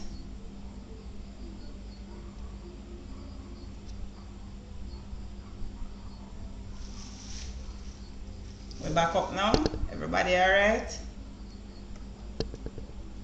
Yeah. All right, much better. YouTube, YouTube is supposed to be hearing clearly now. Go on talking Twitch.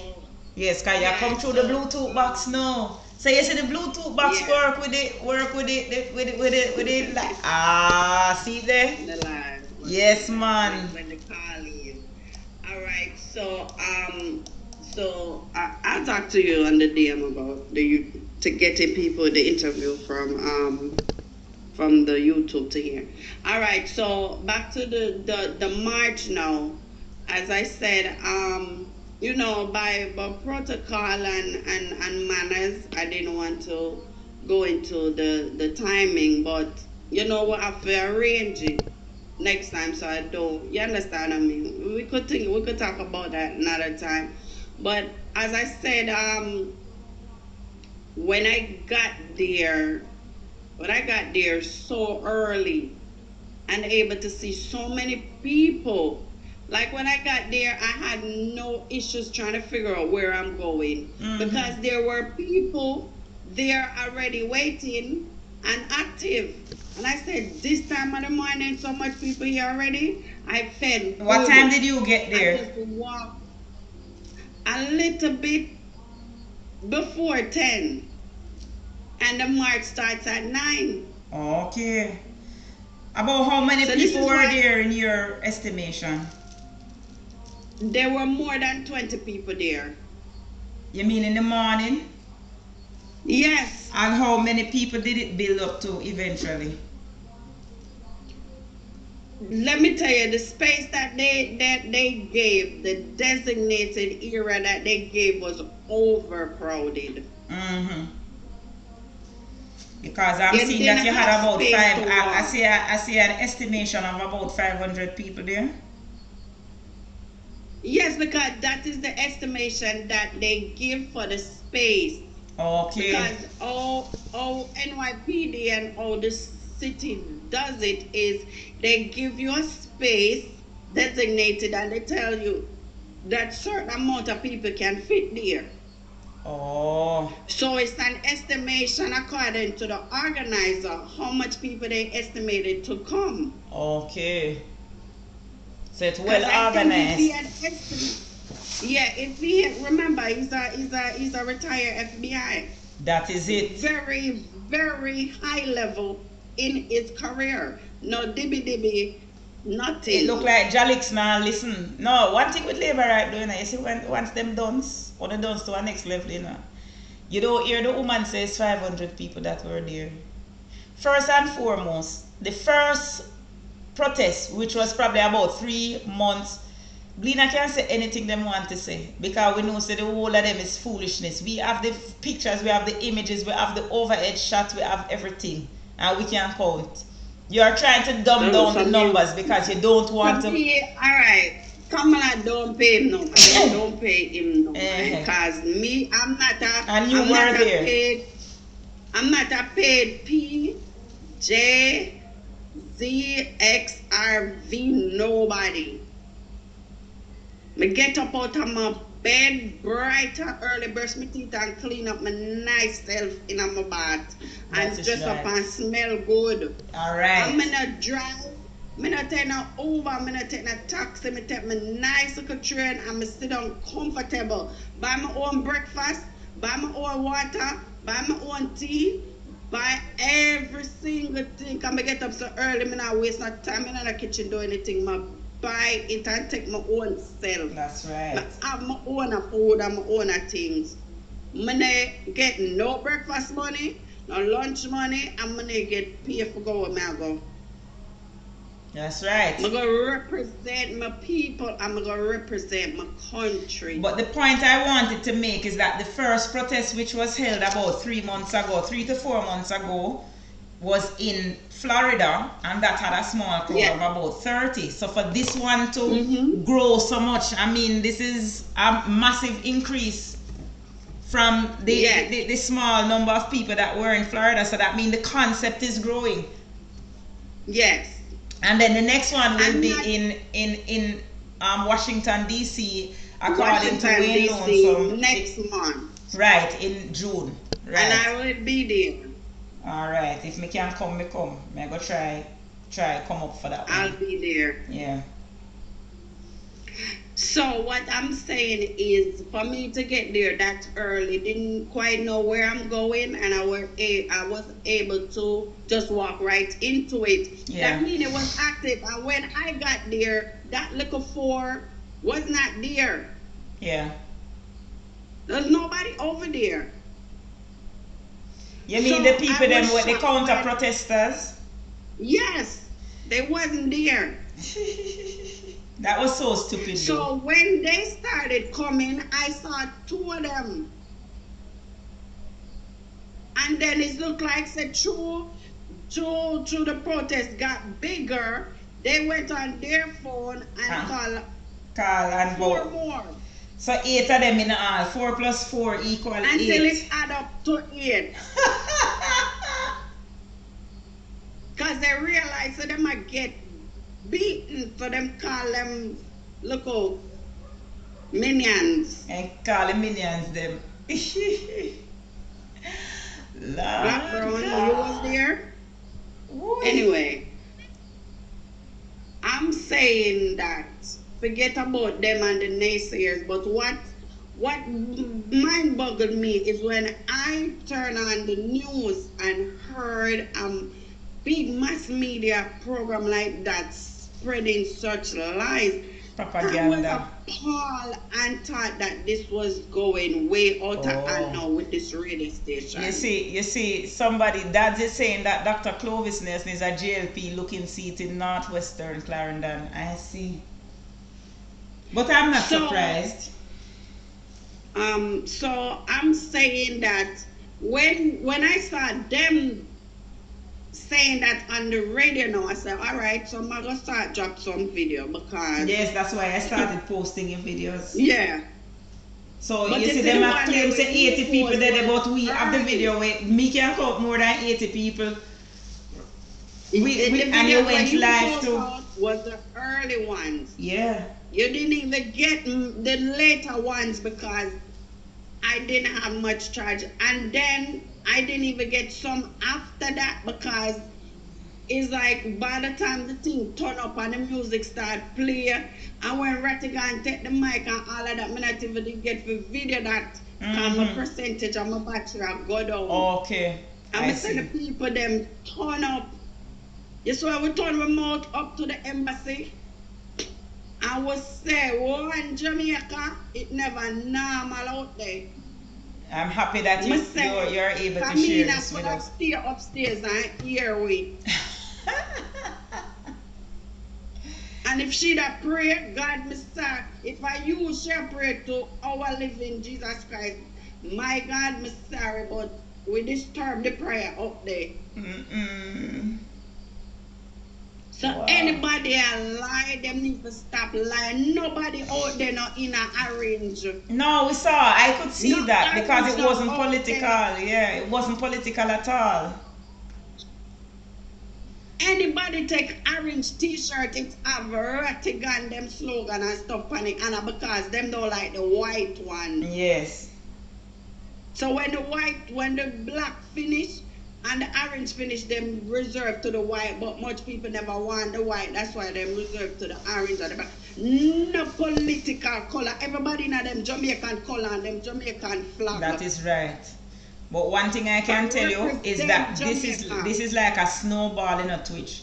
So you see the next one, it's gonna be even bigger because that is how protests are, and that's why I know say these labor rights, them not smart, them not think, because what they don't understand is like the snowball effect. It's gonna get bigger as it go along, and they say they're having one more in June, and a lot of people who did not know about this one, a lot of people never know about this one. They are going to go to DC, and DC are go bigger. Say say the numbers just going to keep growing and growing, and then the idiot them so fool. Let me tell you something.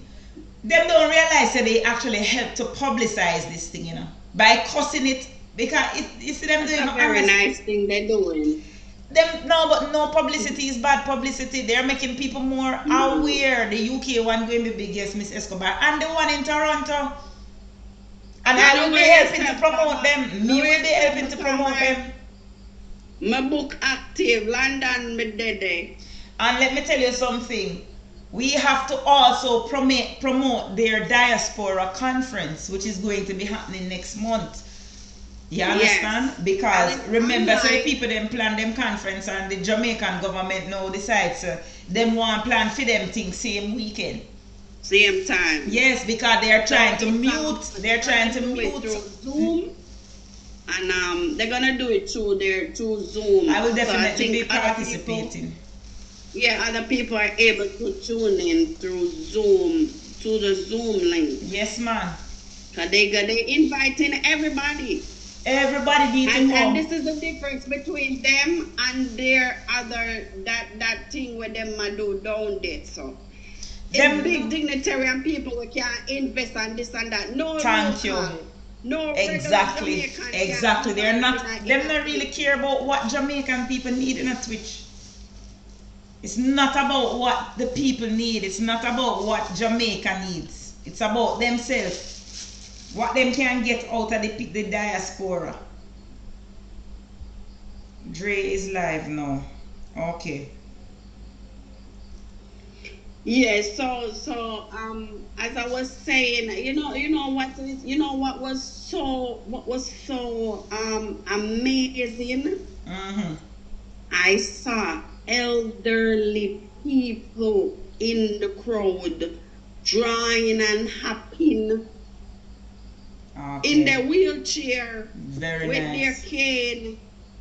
Oh, and partying. Them said Drea party. Okay, he's partying. Yeah, man, and let me tell you, today are Friday, party for Friday. Okay. And let me tell you, they needed nobody help because I tried helping them out. Them say make them carry them own across. But you said the people them say make them carry them own across. This is a disabled elderly people. Them carry them own across. Them in the rain. People have on them raincoat, them umbrella. Let me tell you, was it raining heavily? What was the rain? Was it like a light rain? Was it heavy rain? It was heavier in the morning. Okay. So then if it was heavy in the morning, it would have definitely affect the outcome. Yes. The turnout. Yes. Because a lot of people would not want to come out in the rain. Yes, and then later on it started come back down and then roll up and started to that go.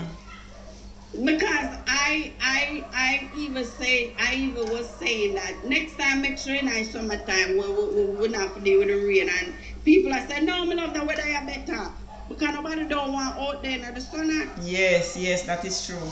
The sun. So I said to them, say about the rain, and them I said, no, make the rain stay. We are soldier, we will turn up in there and do what we have to do. We have an umbrella and we raincoat. But me I said to them, say, through me, I stream and I take video for social media. Nobody can see them under the umbrella.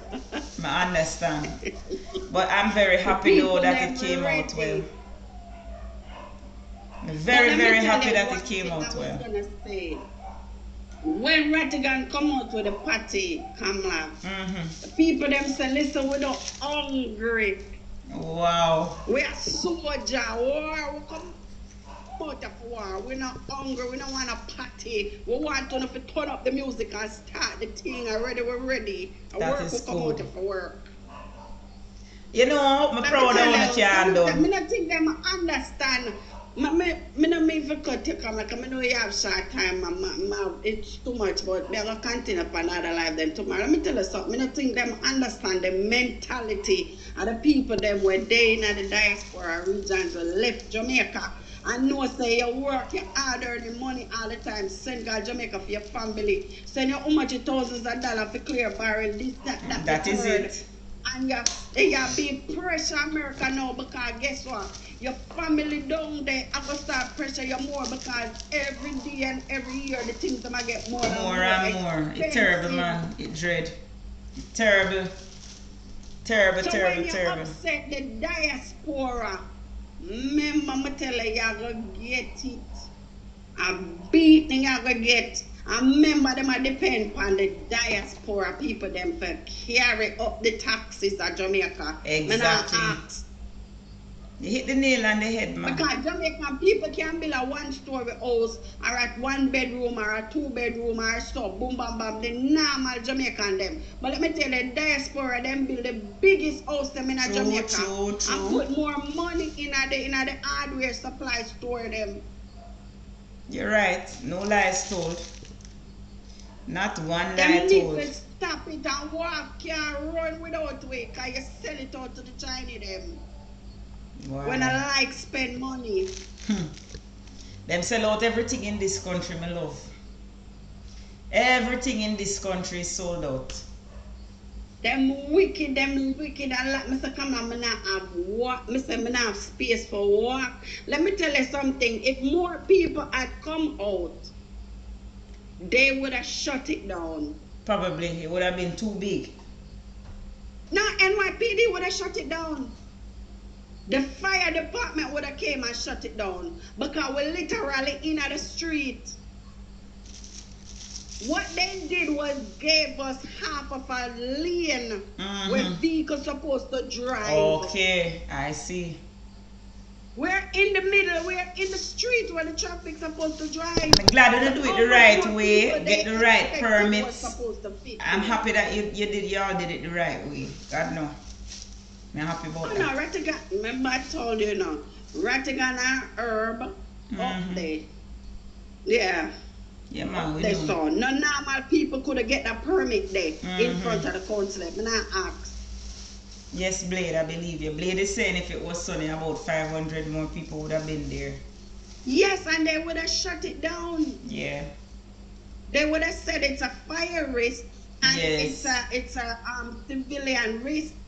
Because I went in the street and tried to video from the outskirts, and the police them tell me say no, I have to go back in. Okay. They tell many people say you cannot come out of the barrier. I see. Interesting. Because the traffic are driving. But Yes. the Jamaican people are Where driving exactly fast. was it in New York? Where was it in New York? And I'm funny, it's a 300 East 42nd Street. Oh, 42nd Street. And the corner of 42nd Street. Okay. By the Jamaican consulate. Mm-hmm. What we call embassy. Embassy, yeah, the consulate. Mm-hmm. I see. That is a busy and populated area when it man. comes on to commercial traffic. Mm-hmm. To get that area for a protest, you have to up the. Me now ask you, come I can just imagine. I'm not really a fan of New York still. This is one thing, I'm gonna leave it like this, and then you could tell me if you want me to continue. Let me tell you, see Kamina and our international representative, them not react to it. Me know that. Them this with big time, My baby is on the line. Hi, Sonny. Sonny. Hi, Sonny. You I know see you why were you calling say me. that? And let me explain to you.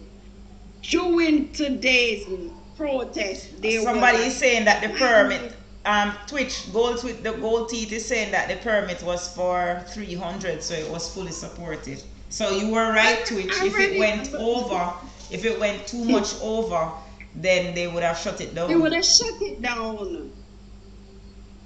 Come on, I know NYPD. Nobody have to tell me about PD and FDNY. I know that for sure. Alrighty. That a lockdown. Once it get rowdy, them gonna lock it down. Even if we had got rowdy with the 8 when they cross the Fix street. 11 news station across the street. Okay. So did it get media coverage? Did it get media coverage from the overseas press? It seems like he did not ask for a permit for that. Oh. Because none of them, and we are surrounded by about 4 major media in the state, and none of them wasn't there. And so obviously he didn't go further and trying to get a permit for one of them to be there. They need to bring in foreign media because Jamaican government only respond to foreign media, my love. Remember when Andrew, them was questioning something about what Andrew Holness did do in terms of from when he was Minister of Education, and foreign media drop it, said that Integrity Commission looking at him for prosecution. Remember? But why you think the cartel case get so much traction? Yeah, because of foreign media. Foreign media. Me think say sometimes you need to engage the foreign media them, because if you don't engage the foreign media and show them up, they will never change anything because they don't like to be embarrassed. So that is why, that's what they were afraid of, you know. That is what they were afraid of. That is why they started to quarrel and cuss, because they were afraid that the foreign media will go pick it up and embarrass them, and them hate embarrassment. But trust me, they hear because they can see through their windows. Them hear. Hi, baby. I soon call you, Sonny. A lot of people was coming from work and stuff and was standing on the sidewalk looking.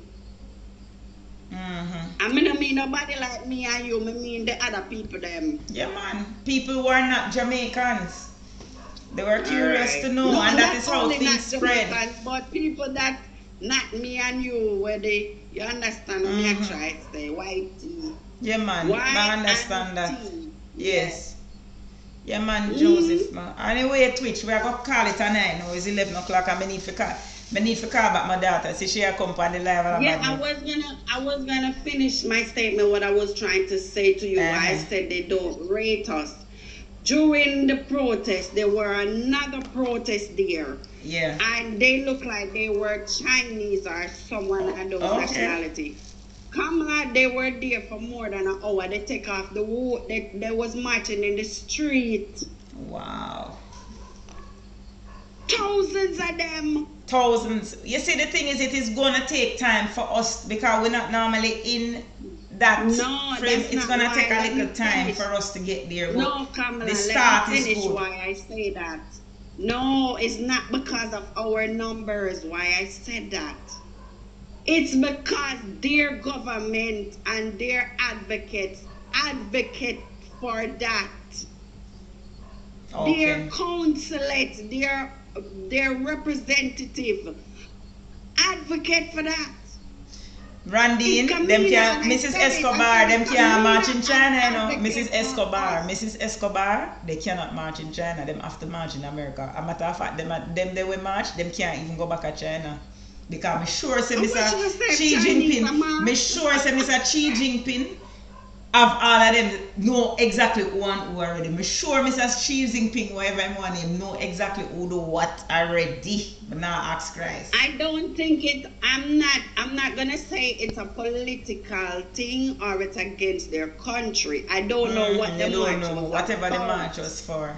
I'm just saying the fact that so much of them are able to march in the street for so long, that was advocated by their representative in America. Fair enough. If Kamina and our government cared about the freedom of speech, they and don't. Freedom to protest, they do not. And did not think that they cannot be held accountable for their actions, we would have had that. Nope, not them. Anyway, my love. A regular citizen like Rattigan to do that on his own time. You have a good night. All right, my love, we'll talk. All right. Comrades, I eat that, you know. 11 o'clock now, you know. You say, may I do all of these things to distract myself? Because my bedtime, my eye them are closed. So we're going to play the trumpet and call it a night. You ready?